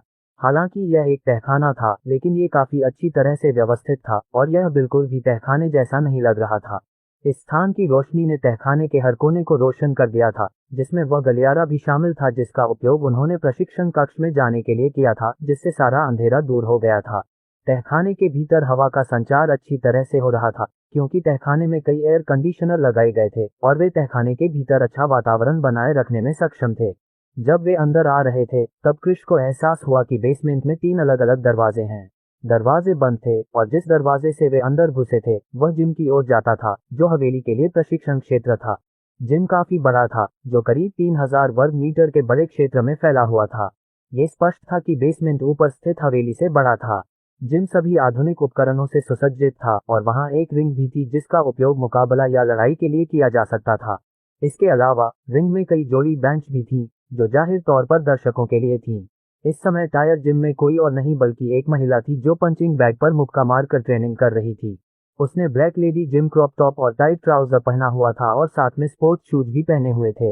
वह लगातार पंचिंग बैग पर मुक्का मारते हुए पसीने से तर हो गई थी, और जब वे दोनों ऐसा कर रहे थे तो उसने उन पर बिल्कुल भी ध्यान नहीं दिया और बस वही करती रही जो वह कर रही थी। क्रिश ने कुछ देर तक उसकी हरकतों पर ध्यान दिया और वह उसकी ताकत देखकर आश्चर्यचकित हो गया। जब भी वह पंचिंग बैग पर मुक्का मारती, तो वह अंदर से हिल जाता और दूर से भी कोई उसे साफ देख सकता था। उस समय क्रिश को एहसास हुआ कि उसे निश्चित रूप से जीवन सेंस को कम नहीं आंकना चाहिए। यहाँ सिर्फ इस महिला के पास इतनी ताकत थी, तो उन अंगरक्षकों के बारे में क्या जो उन्हें पहले मिले थे। शर्वानी ने उस महिला पर ध्यान नहीं दिया जो लगातार प्रशिक्षण ले रही थी, बल्कि वह सीधे रिंग में चली गई। जैसे ही वह रिंग में पहुंची, उसने महसूस किया कि क्रिश उस दूसरी महिला पर ध्यान दे रहा था जो प्रशिक्षण ले रही थी। अपने होठों को भींचते हुए उसने क्रिश की ओर देखा और गुस्से से पूछा, तुम क्या देख रहे हो? मुझे मत बताओ कि तुम उससे शादी करना चाहते हो, क्योंकि तुम उसे देखते ही उससे प्यार करने लगे थे। शर्वानी की बात सुनकर क्रिश के होंठ कांपने लगे। क्या प्रशिक्षण ले रहे व्यक्ति को देखना गलत था? इसके अलावा ऐसा नहीं था कि वह उसे चापलूसी से देख रहा था, है न? वह बस उस महिला की शक्ति से प्रभावित था और बस इतना ही। लेकिन किसी भी हालत में उसने कोई प्रतिक्रिया नहीं दी और तुरंत रिंग की ओर बढ़ गया। लेकिन वह रिंग में नहीं गया और बाहर ही खड़ा रहा। उसे यकीन नहीं था कि शर्वानी क्या योजना बना रही थी, लेकिन उसे विश्वास था कि यह मिशन से संबंधित हो सकता है। लेकिन किसी भी मामले में जब तक शर्वानी उसे रिंग में जाने के लिए नहीं कहती, वह निश्चित रूप से ऐसा नहीं करने वाला था। क्या? मुझे मत बताओ कि तुम मुझसे लड़ने से डरते हो। मुझे एक स्पैरिंग पार्टनर चाहिए था, और जैसा कि तुम देख सकते हो, वहां मेरी चचेरी बहन अकेले ही ट्रेनिंग में व्यस्त है। इसलिए मैं तुमसे सिर्फ यही कह सकती हूँ कि तुम मेरे साथ ट्रेनिंग करो। शर्वानी ने अपनी आंखें सिकोड़ते हुए क्रिश की ओर देखा और अपनी आवाज में असंतोष के भाव के साथ कहा। क्रिश को तुरंत ही शर्वानी और दूसरी तरफ की महिला के बीच के रिश्ते का पता चल गया, लेकिन उसने इसकी परवाह नहीं की और तुरंत रिंग में कूद पड़ा। वैसे भी उसे एक मिशन पूरा करना था और वह वही करने जा रहा था। जिस क्षण क्रिश रिंग में कूदा, शर्वानी ने उसे बिल्कुल भी मौका नहीं दिया और तुरंत हमला कर दिया। वह साबित करना चाहती थी कि यह लड़का निश्चित रूप से उसका अंगरक्षक बनने के योग्य नहीं है, और उसे पीटने के बाद वह आगे बढ़कर उससे तर्क के बारे में बात करेगी, जहां वह उस व्यक्ति की तुलना में कमजोर था जिसकी उसे रक्षा करनी थी। इस तरह एक पुरुष के रूप में अपने अहंकार के साथ वह निश्चित रूप से शर्वानी की रक्षा करना जारी नहीं रखेगा जिसने अभी अभी उसे पीटा था। इस तरह वह उसे खुद ही पीछे हटने के लिए मजबूर कर सकेगी। क्रिश जो अभी अभी रिंग में आया था, उसने हमला देखा। वह बिना किसी हिचकिचाहट के पीछे की ओर झुक गया, इस तथ्य के बावजूद कि उस पर छिपकर हमला किया गया था। अध्याय 17 मिशन पूरा हुआ। क्रिश जो अभी अभी रिंग में आया था, उसने हमला देखा। वह बिना किसी हिचकिचाहट के पीछे की ओर झुक गया, इस तथ्य के बावजूद कि उस पर छिपकर हमला किया गया था। स्वूश! जैसे ही वह पीछे की ओर झुका, उसके चेहरे के सामने हवा चलने लगी। उस हमले से बचने के बाद क्रिश को पसीना आ गया। हवा से ही वह बता सकता था कि शर्वानी द्वारा किया गया हमला निश्चित रूप से ऐसा था जिससे यदि वह बच नहीं पाया तो वह घायल हो सकता था। वह जल्दी से पीछे की ओर बढ़ा और रिंग में रस्सियों को छुआ। तभी उसने ऊपर देखा। उसे एहसास हुआ कि शर्वानी ने एक बार फिर हमला कर दिया था। इस बार उसने उस पर एक किक मारी थी। बिना किसी हिचकिचाहट के क्रिश ने तुरंत अपने शरीर को बाईं ओर घुमाया और मुश्किल से हमले से बच पाया। लेकिन ये सब इतना ही नहीं था, ये देखते हुए कि शर्वानी अभी भी लगातार हमला कर रही थी। क्रिश खुद पर किए जा रहे हमलों से बचने की अपनी क्षमता से बहुत हैरान था। अगर वह पहले वाला होता तो अब तक वह निश्चित रूप से शर्वानी से हार चुका होता। लेकिन अब चूंकि वह पहले से ज्यादा ताकतवर हो गया था, इसलिए वह शर्वानी के हमलों से बचने में सक्षम था। किसी को भी उन हमलों को कम नहीं आंकना चाहिए था जो शर्वनी इस समय क्रिश पर हमला करने के लिए इस्तेमाल कर रही थी। वह जो भी हमला कर रही थी वह पिछले हमले से कहीं ज्यादा भयंकर था। यदि क्रिश को अपनी शक्ति में वृद्धि की आदत न होती तो उसे शर्वानी के हमलों से निपटने में निश्चित रूप से परेशानी होती। बस इतना ही था कि जैसे जैसे समय बीतता गया उसे लगा कि वह अपेक्षा से थोड़ा देर से प्रतिक्रिया कर रहा है और वह मुश्किल से हमलों से बच पा रहा था, और अगर चीजें वैसी ही चलती रहीं तो निश्चित रूप से शर्वानी उसे मार डालेगी। क्या ये शर्मनाक नहीं होने वाला था? आखिरकार उसे शर्वानी की रक्षा के लिए लाया गया था, लेकिन वह उससे निपटने में सक्षम नहीं थी। चूंकि उसे उसकी रक्षा करनी थी, इसलिए उसे निश्चित रूप से उससे कहीं ज्यादा मजबूत होना चाहिए था। लेकिन अर्जुन ने जो कहा था उसके बारे में सोचते हुए कि जीवनसेंस इस समय मुश्किल में है, क्रिश को यहाँ के नतीजों की उतनी परवाह नहीं थी। उसे बस एक ही चीज की परवाह थी, वह था सिस्टम द्वारा दिया गया मिशन। ऐसा लग रहा था कि मिशन के बारे में सिस्टम को बहुत स्पष्ट जानकारी थी कि शर्वनित द्वारा किए जा रहे हमलों में वह कुछ मिनटों तक जीवित रहेगा। शुरू में उसे लगा कि मिशन आसान होने वाला है। उस समय शर्वानी एक अमीर परिवार की बेटी थी और ज्यादातर समय अमीर परिवारों के बच्चे दूसरों से दूर रहते थे और उन्हें युद्ध के बारे में ज्यादा जानकारी नहीं होती थी। लेकिन अब शर्वानी ने उसे पूरी तरह से गलत साबित कर दिया था। दूसरी ओर शर्वानी निराश हो रही थी। वह लगातार हमला कर रही थी, लेकिन चाहे वह कितनी भी कोशिश कर ले, वह अपने सामने वाले लड़के से निपटने में सक्षम नहीं थी। शुरू में उसने सोचा था कि चूंकि वह युवा था, लगभग उसकी ही उम्र का, इसलिए वह निश्चित रूप से उससे निपट पाएगी। लेकिन उसने यह नहीं सोचा था कि यह मुश्किल होने वाला था, ये देखते हुए कि वह लड़का उसके द्वारा किए जा रहे हर हमले से बचने में सक्षम था। उसकी प्रतिक्रिया की गति काफी तेज थी, कुछ ऐसा जो उसने केवल पेशेवर लड़ाकों में ही देखा था। लेकिन फिर भी उसकी हरकतें निश्चित रूप से किसी पेशेवर लड़ाके जैसी नहीं थीं। वे किसी स्ट्रीट फाइटर की तरह लग रहे थे जिसने कभी पेशेवर प्रशिक्षण नहीं लिया था। लेकिन फिर भी उन चालों के साथ वह अभी भी हमलों को चकमा देने में सक्षम था। यही वह चीज थी जो उसे निराश कर रही थी। क्रिश से निपटने के लिए उसके पास यही एकमात्र योजना थी। लेकिन अब ऐसा लग रहा था कि इस आदमी से निपटना मुश्किल होने वाला था। वह 1 मिनट से अधिक समय से हमला कर रही थी, लेकिन इस तथ्य के बावजूद कि उसने क्रिश को दबा रखा था, वह उसे एक बार भी मारने में सफल नहीं हुई थी। बेशक ये सच था कि वह इस आदमी पर हमला करने के लिए अपनी पूरी ताकत का इस्तेमाल नहीं कर रही थी। वह एक अमीर परिवार से हो सकती है, लेकिन इसका मतलब यह नहीं है कि उसने लड़ाई के लिए प्रशिक्षण नहीं लिया था। दरअसल अपनी छोटी उम्र के बावजूद उसके पास ताइक्वांडो में ब्लैक बेल्ट थी और उसने कई मुकाबलों का अनुभव किया था, इसलिए उसका मुकाबला अनुभव बहुत अधिक था। लेकिन उसके सामने खड़े इस आदमी के लिए वह बहुत भाग्यशाली था कि वह हमलों से बाल बाल बच गया। अगर किस्मत न होती तो वह अब तक उसे मार गिरा चुकी होती, है ना? जैसे जैसे समय बीतता गया, शर्वानी और भी निराश होती गई। उसने हमला करने के लिए अपनी ताकत बढ़ानी शुरू कर दी। इस समय उसने तय कर लिया था कि चाहे कुछ भी हो, उसे इस आदमी से छुटकारा पाना ही है। शुरू में उसने अपनी आधी ताकत का इस्तेमाल करने की योजना बनाई थी। अगर वह अपनी आधी ताकत से उससे निपटने में सक्षम थी तो उसके लिए उसे छोड़ने के लिए राजी करना आसान होने वाला था। लेकिन अब ऐसा लग रहा था कि इस आदमी से निपटने के लिए उसे पूरी ताकत लगानी पड़ेगी। चाहे कुछ भी हो, उसे जाना ही था। वह अपने साथ किसी बॉडीगार्ड को बिल्कुल नहीं चाहती थी। यह उसकी आज़ादी पर प्रतिबंध था। दूसरी ओर क्रिश अपनी लार को निगलने से खुद को नहीं रोक पाया। उसने पहले ही देख लिया था कि शर्वानी जिस गति से हमला कर रही थी वह बढ़ गई थी, और इस समय जिस गति से वह हमलों से बच रहा था वह निश्चित रूप से काफी हद तक कम होने वाली थी। जिस समय शर्वानी अपनी आधी ताकत का इस्तेमाल कर रही थी, उस समय वह मुश्किल से बच पा रहा था। लेकिन अब वह शर्वानी से टकराने से बस कुछ ही माइक्रोसेकंड दूर था। वह हर बार अपने चेहरे और शरीर के अन्य हिस्सों के सामने हवा का झोंका महसूस कर सकता था जब भी वह किसी हमले से बचने में सफल होता था। क्रिश को पहले से ही पसीना आ रहा था। वह सोच रहा था कि मिशन में बताए गए मिनट कब खत्म होने वाले थे। आखिरकार अगर यह जारी रहा तो वह निश्चित रूप से हार जाएगा। यह महसूस करने के बाद कि लगातार हमलों से बच पाना उसके लिए कठिन होगा, क्रिश ने हमलों को रोकने के लिए अपने हाथों का उपयोग करने का निर्णय लिया। टकराना। एक हमला उसके हाथों पर हुआ जो उसकी छाती के सामने क्रॉस किए हुए थे। उस पल उसने महसूस किया कि उसके हाथ अचानक सुन्न हो रहे थे।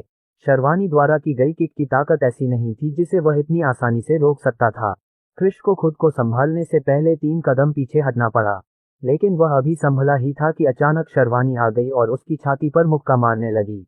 जितनी जल्दी हो सके उतनी जल्दी प्रतिक्रिया करते हुए कृष्ण ने मुश्किल से अपने शरीर को बाईं ओर मोड़ा, मुक्का चकमा देते हुए। लेकिन फिर भी, हालांकि मुक्का उसकी छाती पर नहीं लगा, लेकिन यह उसके कंधे को थोड़ा छू गया। इसका तात्पर्य यह था कि यदि वह कुछ माइक्रोसेकेंड भी देर से आता तो उसे निश्चित रूप से मुक्का लग जाता। बेशक कृष्ण जवाबी हमला करना चाहता था। वह इस तर्क को समझता था कि अगर वह लगातार बचाव करता रहा तो वह निश्चित रूप से बहुत नुकसान में रहने वाला था। लेकिन फिर भी एक चीज थी जो उसे हमला करने से रोक रही थी। वह ये कि शर्वानी उस बॉस की बेटी थी जिसने उसे नौकरी दी थी।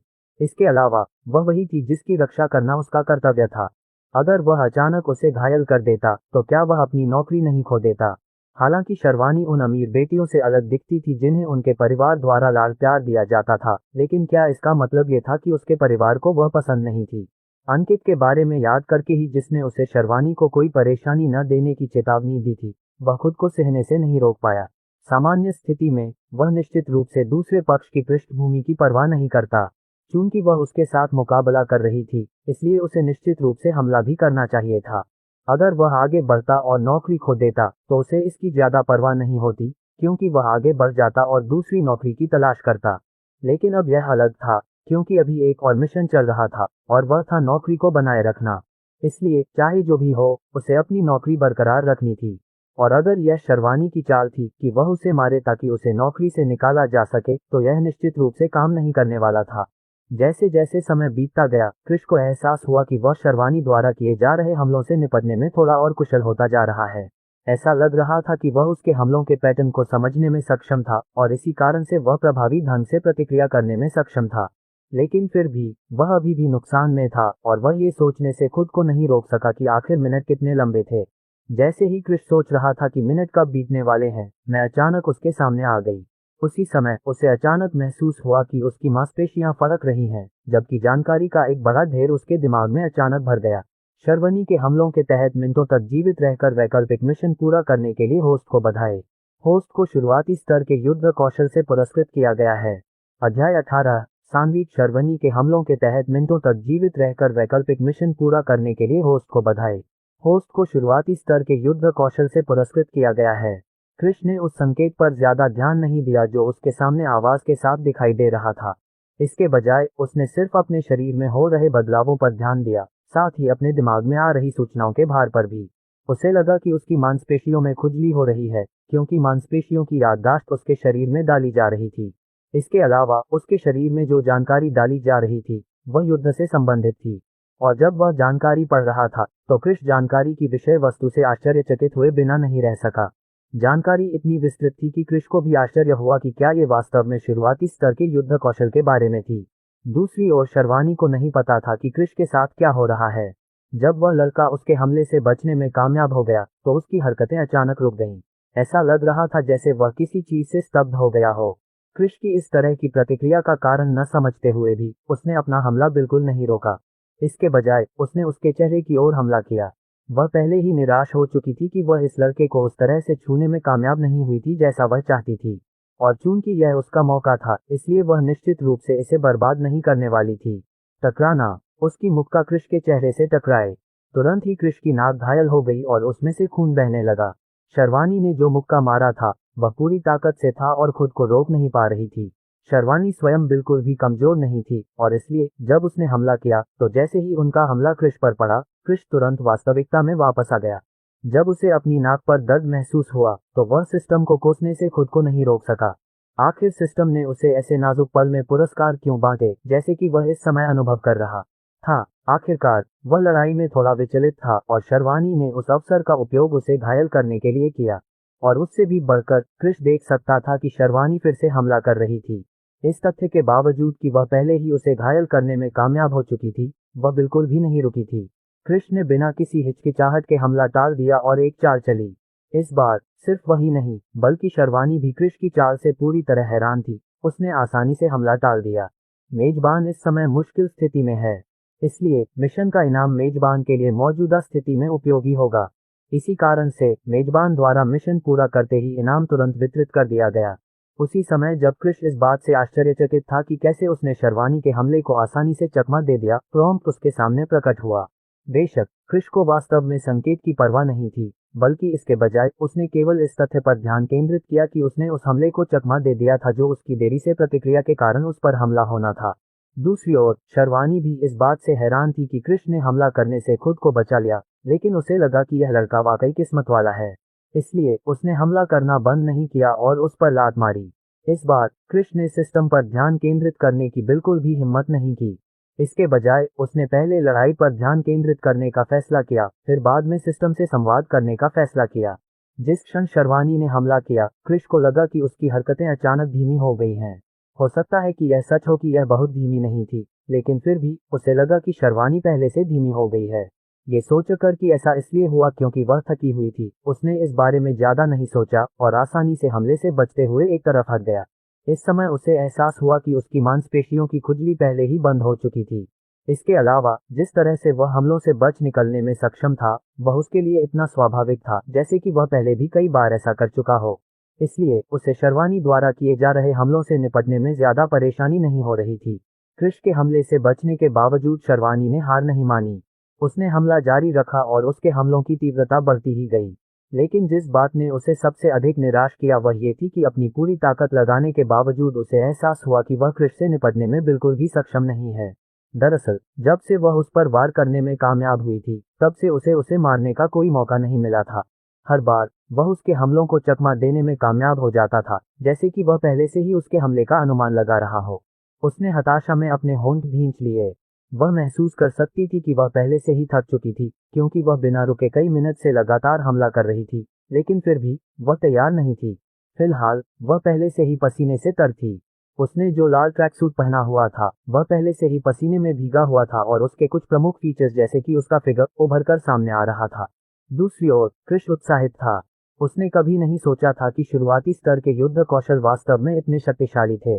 शुरुआती स्तर के कौशल के साथ वह वास्तव में उस हमले से निपटने में सक्षम था जिससे निपटने में उसे कठिनाई हो रही थी।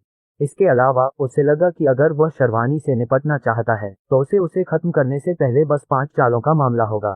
लेकिन किसी भी मामले में उसने हमलों को चकमा देना जारी रखा, जिससे शर्वानी और भी निराश हो गई। पहले की तरह वह उस पर हमला करने के लिए तैयार नहीं था, भले ही वह ललचा रहा था। आखिरकार उसे यकीन नहीं था कि अगर उसने उस पर हमला किया और उसे घायल कर दिया तो वह अपनी नौकरी खो देगा या नहीं। शर्वनी ने कृष की ओर देखा जो उसके हमलों को आसानी से चकमा दे रहा था। उसकी नाक से बहता खून पहले ही बंद हो चुका था, लेकिन नाक खून से लथपथ थी। उसके शांत भाव को देखकर शर्वानी को लगा कि यह आदमी वास्तव में उसे उकसा रहा है। आखिरकार वह उसके हमलों को आसानी से चकमा देने में सक्षम था, लेकिन वह उस पर बिल्कुल भी हमला नहीं कर रहा था। वास्तव में उसने उसके हमलों को रोकना बंद कर दिया था, जिससे वह हमला करते समय बार बार हवा में उछल रही थी।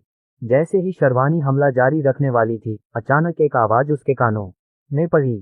शर्वानी, अब तुम रुक जाओ तो बेहतर है। तुम निश्चित रूप से उससे निपटने में सक्षम नहीं हो, स्त्री स्वर ने दृढ़ता से कहा। आवाज में अधिकार था, जिससे शर्वानी ने तुरंत अपनी हरकतें रोक दी। हालांकि उसने कृष पर हमला करना बंद कर दिया, लेकिन वह मुड़ी और उस व्यक्ति की ओर देखा जिसने बात की थी। ये वह महिला नहीं थी जो जिम में मौजूद थी और पहले से ही प्रशिक्षण ले रही थी। उसके सुनहरे बाल और नीली आंखें थीं। जब वह शर्वानी को देखती थी तो उसके आकर्षक चेहरे पर एक सख्त भाव होता था। वह एक ऐसी महिला की तरह दिखती थी जो अपने अंतिम शून्य के दशक में थी। उसका फिगर अच्छा था, जो संभवतः प्रशिक्षण के कारण था। क्या बात है सान्वी, मैं अपने अंगरक्षक से हाथापाई करने की कोशिश कर रही हूँ। इसमें कोई दिक्कत है क्या? शर्वानी ने नाराजगी भरे स्वर में पूछा। सान्वी ने सिर हिलाते हुए जवाब दिया, ऐसा नहीं है कि आपके बॉडीगार्ड के साथ मुकाबला करने में कोई समस्या है, लेकिन यह निश्चित रूप से आपके लिए फायदेमंद नहीं होने वाला है। सबसे पहले आप अकेले ही हमला कर रहे हैं, इसलिए इस मुकाबले में आपको कोई फायदा नहीं होने वाला है। शर्वानी को कुछ भी कहने का मौका दिए बिना सान्वी ने आगे कहा, एक स्पैरिंग मैच में जो आपके लिए फायदेमंद है, आप पर हमला किया जाना चाहिए ताकि आप जान सकें कि खुद को कैसे बचाना है। लेकिन अगर आप केवल हमला करना जानते हैं तो आप उस स्थिति में कैसे बचाव करेंगे जब आप किसी ऐसे दुश्मन से मिलते हैं जो आप पर हमला करने वाला है? ये पूरी तरह से बेकार होने वाला है। सान्वी ने अपनी नजरें घुमाई और कृष की तरफ देखा जो बिना कुछ कहे रिंग के एक कोने में खड़ा था। वह बस अपने सामने खड़ी 2 महिलाओं को देख रहा था, साथ ही सिस्टम से मिलने वाले इनाम के बारे में संकेतों पर भी ध्यान दे रहा था। ये देखते हुए कि कृष कुछ नहीं बोल रहा था, सान्वी ने आगे कहा, इसके अलावा ऐसा लगता है कि तुम निश्चित रूप से उससे निपटने में सक्षम नहीं हो। इसलिए तुम इतने निराश हो क्योंकि तुम्हारे हमले लक्ष्य पर नहीं लग रहे हैं। तुम मेरे साथ क्यों नहीं लड़ते? मैं वादा करता हूं कि मैं तुम्हें और अधिक अनुभव प्राप्त करने देने के लिए अपनी पूरी ताकत का उपयोग नहीं करूंगा। जब शर्वानी ने सानवी की बातें सुनी तो वह अवचेतन रूप से कांपने से खुद को नहीं रोक पाए।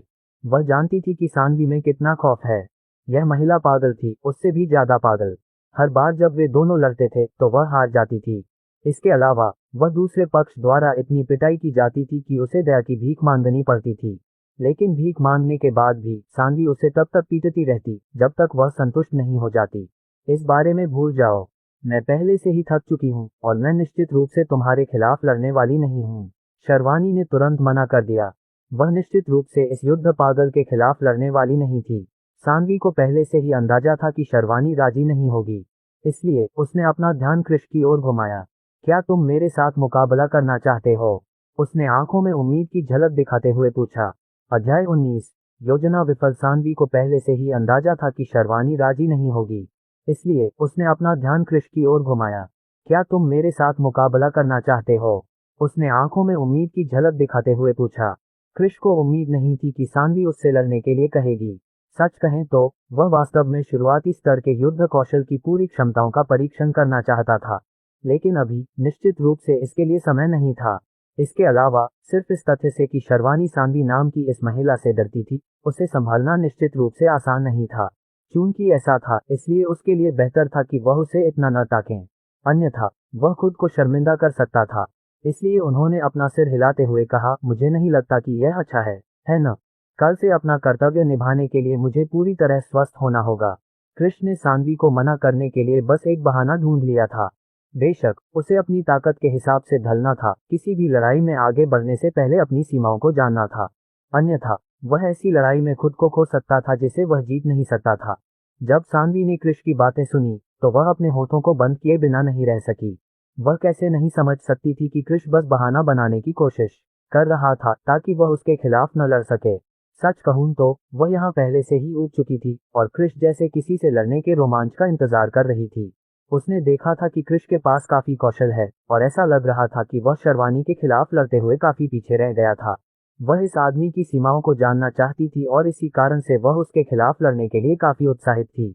लेकिन किसी भी मामले में चूंकि दूसरा पक्ष लड़ना नहीं चाहता था, इसलिए उसे चीजों को जबरदस्ती करने की कोई जरूरत नहीं थी। उस व्यक्ति के खिलाफ लड़ना हमेशा अच्छा होता है जो उसके खिलाफ लड़ना चाहता है, और केवल इस तरह से वह कुछ हासिल करने में सक्षम होगी। लेकिन इससे पहले कि सानवी कुछ कह पाती, शर्वनी जो अभी भी रिंग में थी, कृष की ओर देखने लगी।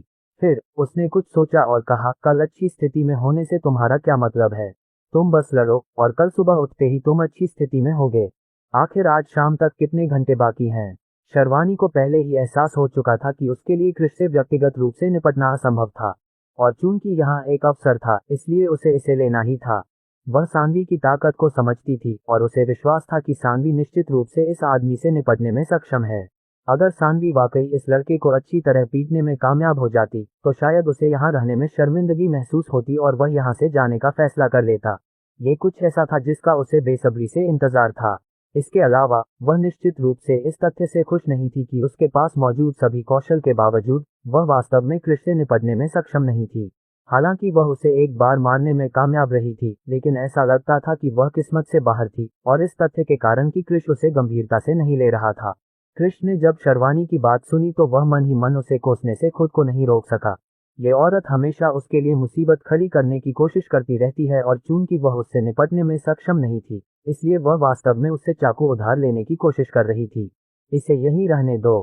चूंकि वह लड़ना नहीं चाहता, इसलिए अगर वह मजबूरी में लड़ता है तो यह निश्चित रूप से अच्छा नहीं होगा। मुझे लगता है कि अगली बार जब शर्वानी आजाद होगी तो हम लड़ेंगे। सानवी ने ये शब्द कहते हुए अपना हाथ हिलाया। शर्वानी से पूरी तरह अलग, वह कृष के खिलाफ सिर्फ इसलिए नहीं लड़ना चाहती थी क्योंकि वह उसे सबक सिखाना चाहती थी, बल्कि वह किसी अन्य व्यक्ति से लड़ने का एक अलग अनुभव चाहती थी। लेकिन चूंकि वह तैयार नहीं था, इसलिए ऐसा नहीं था कि वह अपने अधिकार का इस्तेमाल करके उसे लड़ने के लिए मजबूर करने जा रही थी। इसके अलावा उसने जो कहा था वह कुछ हद तक समझ में आता था। अगर उसने गलती से उसे घायल कर दिया तो वह निश्चित रूप से अगले दिन शर्वानी की देखभाल करने में सक्षम होने की अच्छी स्थिति में नहीं होगा। शर्वनीत इस बात से खुश नहीं थी कि सानवी भी उन दोनों के बीच लड़ाई के लिए तैयार नहीं थी, लेकिन चूंकि सानवी तैयार नहीं थी, इसलिए वह कुछ नहीं कर सकती थी। वह रिंग और अंडर बेसमेंट से बाहर निकलने से पहले केवल क्रिश को शांति से देख सकती थी। क्रिश भी यहीं नहीं रुके, बल्कि तुरंत चले गए। उन्हें उस जानकारी से निपटना था जो उन्हें उस समय दी गई थी जब उन्हें शुरुआती युद्ध कौशल प्रदान किए गए थे।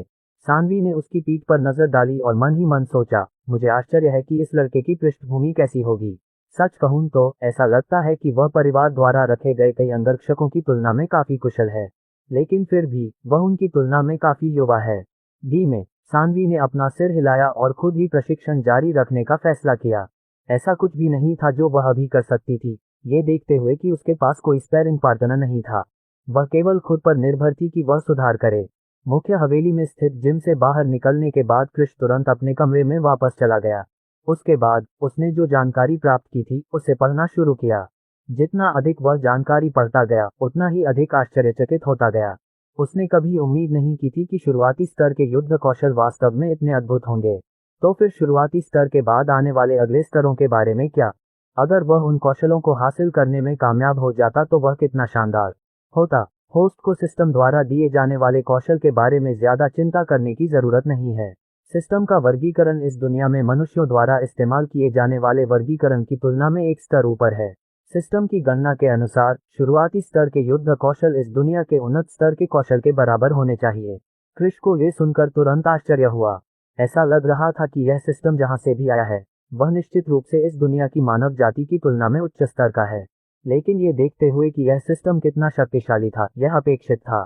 सिस्टम के लाभों का अनुभव करने के बाद क्रिश और भी अधिक लाभों की प्रतीक्षा करने से खुद को रोक नहीं सका।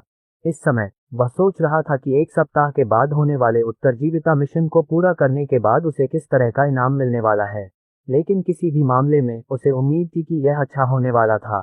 इस दर पर अगर वह दैनिक आधार पर एक मिशन पाने में कामयाब रहा और इसे पूरा करने और सिस्टम से पुरस्कार प्राप्त करने में कामयाब रहा तो वह निश्चित रूप से इस दुनिया में अजेय होने वाला था, है ना? जैसे ही क्रिश भविष्य के बारे में उत्साहित हो रहा था उसके सामने एक और संकेत प्रकट हुआ। मेजबान को यह समझना चाहिए कि इस तथ्य के बावजूद कि उसे मजबूत बनने के लिए सिस्टम द्वारा सहायता दी जा रही है, इसका मतलब यह नहीं है कि इस दुनिया में कोई खतरा नहीं है। कुछ खतरे छिपे हुए हैं और जो कुछ आप देखते हैं वह सब इस दुनिया में नहीं है। उस अंतिम अधिसूचना के तुरंत बाद सिस्टम ने कुछ और नहीं कहा और चुप रहा। लेकिन क्रिश के अंदर जो उत्तेजना पहले थी वह खत्म हो गई थी। ये सिस्टम की ओर से एक चेतावनी थी जिसका अर्थ था कि अगर वह और मजबूत हो गया तो इसका मतलब ये था कि कोई और हो सकता है जो उससे ज्यादा मजबूत हो। उदाहरण के लिए, अगर वह लड़ने में अच्छा था, अगर कोई बंदूक लेकर आए और उसे गोली मार दे तो वह निश्चित रूप से बच नहीं पाएगा। और अगर वह गोलियों से बचने में सक्षम था तो क्या वह एक बम से बच सकता था जिसमें व्यापक विस्फोट परिमाण था? ये सोचते ही क्रिश की रीढ़ में सिहरन दौड़ गई। इस समय उसे एहसास हुआ कि चाहे वह कितना भी ताकतवर क्यों न हो, उसे शांत रहना होगा। अन्यथा यदि वह बहुत अधिक ध्यान आकर्षित करता है तो वह बिना ये जाने कि उसने कैसे इनकार किया था मारा जा सकता है। आखिरकार हर तरह का ध्यान किसी व्यक्ति के लिए फायदेमंद नहीं होता, ये देखते हुए कि वह गलत तरह का ध्यान आकर्षित कर सकता है। क्रिश ने आराम किया। इंजेक्शन या उसके शरीर में शुरुआती स्तर के युद्ध कौशल के कारण उसे थोड़ा पसीना आया और इसके साथ क्रिश ने आगे बढ़ने और एक और शॉवर लेने का फैसला किया। उसके बाद उसने एक और आरामदायक कपड़े, एक नीली जीन्स और एक ग्रे टी शर्ट पहन ली। वह कमरे में आराम से बैठा था, उम्मीद कर रहा था कि अचानक कोई दूसरा मिशन उसके सामने आ जाएगा। साथ ही उसे बस यही उम्मीद थी कि शर्वानी उसके साथ मुसीबत मोल न ले, वरना अगर वह ये नौकरी खो देता तो वह निश्चित रूप से मजबूत होने का एक अच्छा अवसर खो देता। जब क्रिश आराम कर रहा था तो शहर के पश्चिमी भाग में स्थित वर्मा हवेली में एक बैठक चल रही थी। हमें जल्द से जल्द जीवनसेंस का ख्याल रखना होगा। अगर वे इस शहर में बने रहेंगे तो वे निश्चित रूप से हमारे विस्तार में बाधा डालेंगे। इसके अलावा हमें जो मिशन दिया गया है वह निश्चित रूप से सफल नहीं हो पाएगा अगर कोई दूसरा व्यक्ति हमारे साथ प्रतिस्पर्धा कर सकता है। लंबी दाढ़ी वाले एक मध्यम आयु वर्ग के व्यक्ति ने गंभीर भाव से कहा। अध्याय 20, वर्मा का संकल्प। हमें जल्द से जल्द जीवनसेंस का ख्याल रखना होगा। अगर वे इस शहर में बने रहेंगे तो वे निश्चित रूप से हमारे विस्तार में बाधा डालेंगे। इसके अलावा हमें जो मिशन दिया गया है वह निश्चित रूप से सफल नहीं हो पाएगा अगर कोई दूसरा व्यक्ति हमारे साथ प्रतिस्पर्धा कर सकता है। लंबी दाढ़ी वाले एक मध्यम आयु वर्ग के व्यक्ति ने गंभीर भाव से कहा। यह व्यक्ति वर्मा परिवार का नेता था। वह भी वही पद संभाल रहा था जो किरण संभाल रही थी। शहर के दो सबसे बड़े परिवारों में से दूसरे पर उसका नियंत्रण था। दोनों परिवारों के बीच संबंध कभी अच्छे नहीं रहे क्योंकि वे कई बार व्यवसायों में एक दूसरे से टकराते थे। फिलहाल वर्मा परिवार को कोई ऐसा व्यक्ति मिल गया है जो उनकी मदद करने को तैयार है ताकि वे आगे बढ़ सकें। लेकिन आगे बढ़ने के लिए उन्हें एक आसान मिशन दिया गया था और वह ये सुनिश्चित करना था कि वे शहर के भीतर किसी भी प्रतिस्पर्धा से निपट सकें। सहायता पाने के लिए उन्हें टायर शहर में सर्वोच्च शक्ति होना चाहिए, अन्यथा वे निश्चित रूप से वह अवसर खो देंगे जो उन्हें दिया गया था। वर्मा परिवार अब और खुद को रोक नहीं सका और तुरंत ही जीवनसिंह परिवार से लड़ने लगा। बेशक शहर के उच्च वर्ग में दो परिवारों के एक दूसरे के खिलाफ लड़ने की बात जग जाहिर थी। वर्तमान में दोनों परिवारों को जो नुकसान हुआ है वह निश्चित रूप से अकल्पनीय है, लेकिन वर्मा परिवार को वास्तव में अपने नुकसान की परवाह नहीं थी, क्योंकि उन्हें लगता था कि अगर उन्हें सहायता मिलती रही तो वे इससे उबर पाएंगे। यही कारण था कि वे जीवसिंह पर हमला करने से बिल्कुल भी पीछे नहीं हट रहे थे, और यही कारण था कि वे जीवसिंह को दबाने में सक्षम थे, इस तथ्य के बावजूद कि वे दोनों एक ही स्तर पर थे और जीवसिंह वास्तव में उनसे थोड़ा अधिक मजबूत थे। लेकिन चूंकि उन्हें नुकसान की ज्यादा परवाह नहीं थी, जो कि जीवनसंगियों से पूरी तरह अलग थे, इसलिए वे अधिक बल जुटाने में सक्षम थे तथा जीवनसंगियों से आसानी से निपट सकते थे, जो अभी भी अपने होने वाले नुकसान की ज्यादा परवाह कर रहे थे। अधेड़ उम्र का आदमी अभी अपने स्टडी रूम में था। वह महोगनी से बनी अपनी शानदार डेस्क के पीछे बैठा था।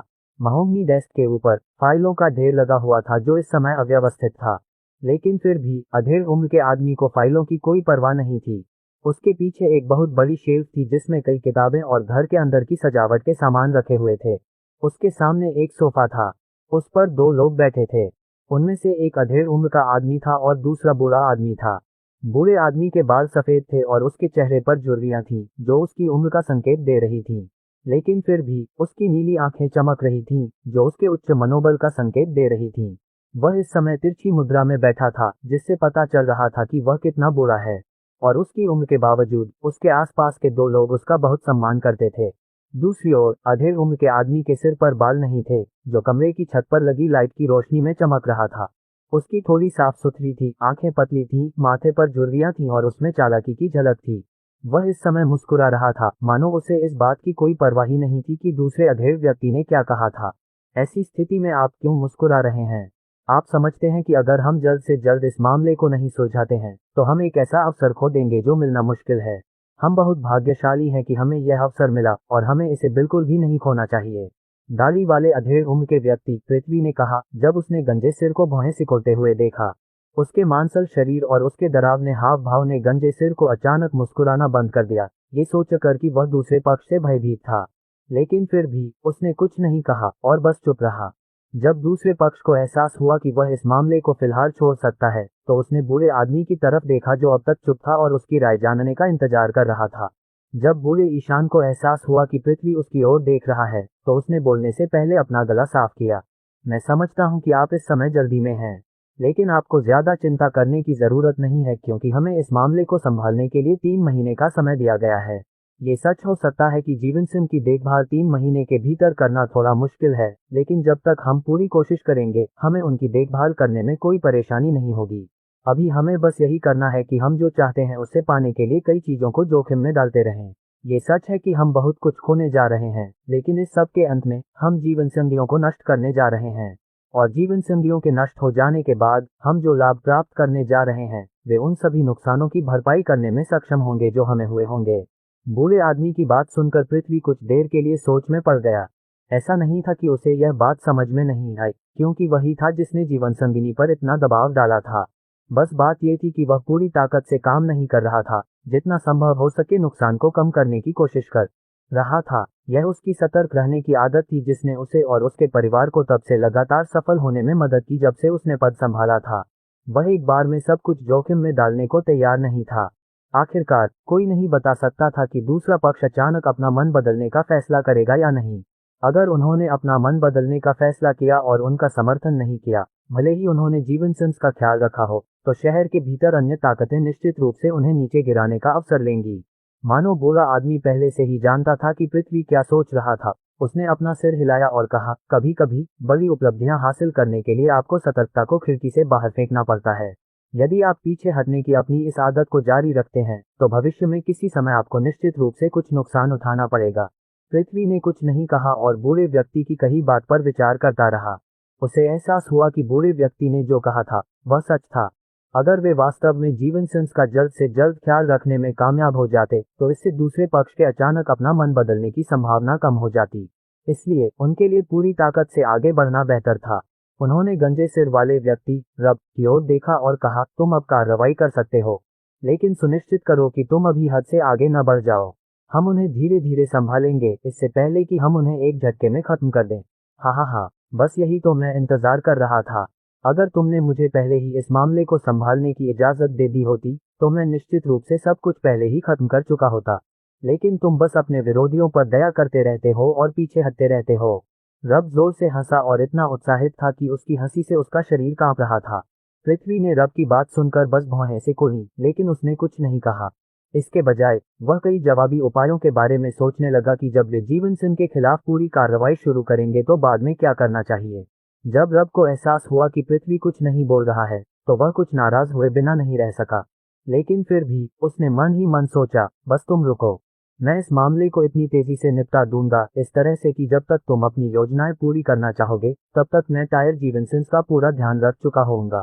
किसी को नहीं पता था कि रब क्या सोच रहा था, लेकिन उनके बीच मीटिंग पहले ही हो चुकी थी। उन्होंने जीवन सिंह की देखभाल करने का फैसला कर लिया था और इसके साथ ही कई फोन कॉल भी किए गए। उस दिन जीवन सिंह पर जो दबाव था वह अचानक बढ़ गया। ऐसा लग रहा था कि दूसरे पक्ष को इस बात की कोई परवाह नहीं थी कि उन्हें कितना नुकसान हो रहा है, जब तक कि वे उन्हें नीचे गिरा नहीं देते। एक पल के लिए तो जीवन संगिनी यह सोचे बिना नहीं रह सकी कि क्या उन्होंने वाकई कुछ ऐसा किया है जिससे वर्मा पागल हो गया है। आखिरकार उनके अनुसार ऐसा लग रहा था कि वर्मा उन्हें भी अपने साथ ले जाना चाहता था। उनके दृष्टिकोण से वे वर्मा को कोई लाभ नहीं दे पा रहे थे, अगर वे उन्हें बहुत नुकसान में ले जाते। दिन के अंत में अगर वे खुद अपनी आधी से ज्यादा शक्ति खो देते तो शहर की दूसरी ताकतें निश्चित रूप से उनका फायदा उठाती। दूसरी ओर जब जीवन सिंह और वर्मा एक दूसरे के खिलाफ लड़ रहे थे तो शहर की दूसरी ताकतें उत्साहित होने से खुद को नहीं रोक पाईं। ये सच हो सकता है कि ये दोनों परिवार शहर के भीतर सबसे बड़ी ताकतें थीं, लेकिन इसका मतलब यह नहीं था कि शहर में कोई अन्य ताकतें नहीं थी जो लगभग उसी स्तर की थीं।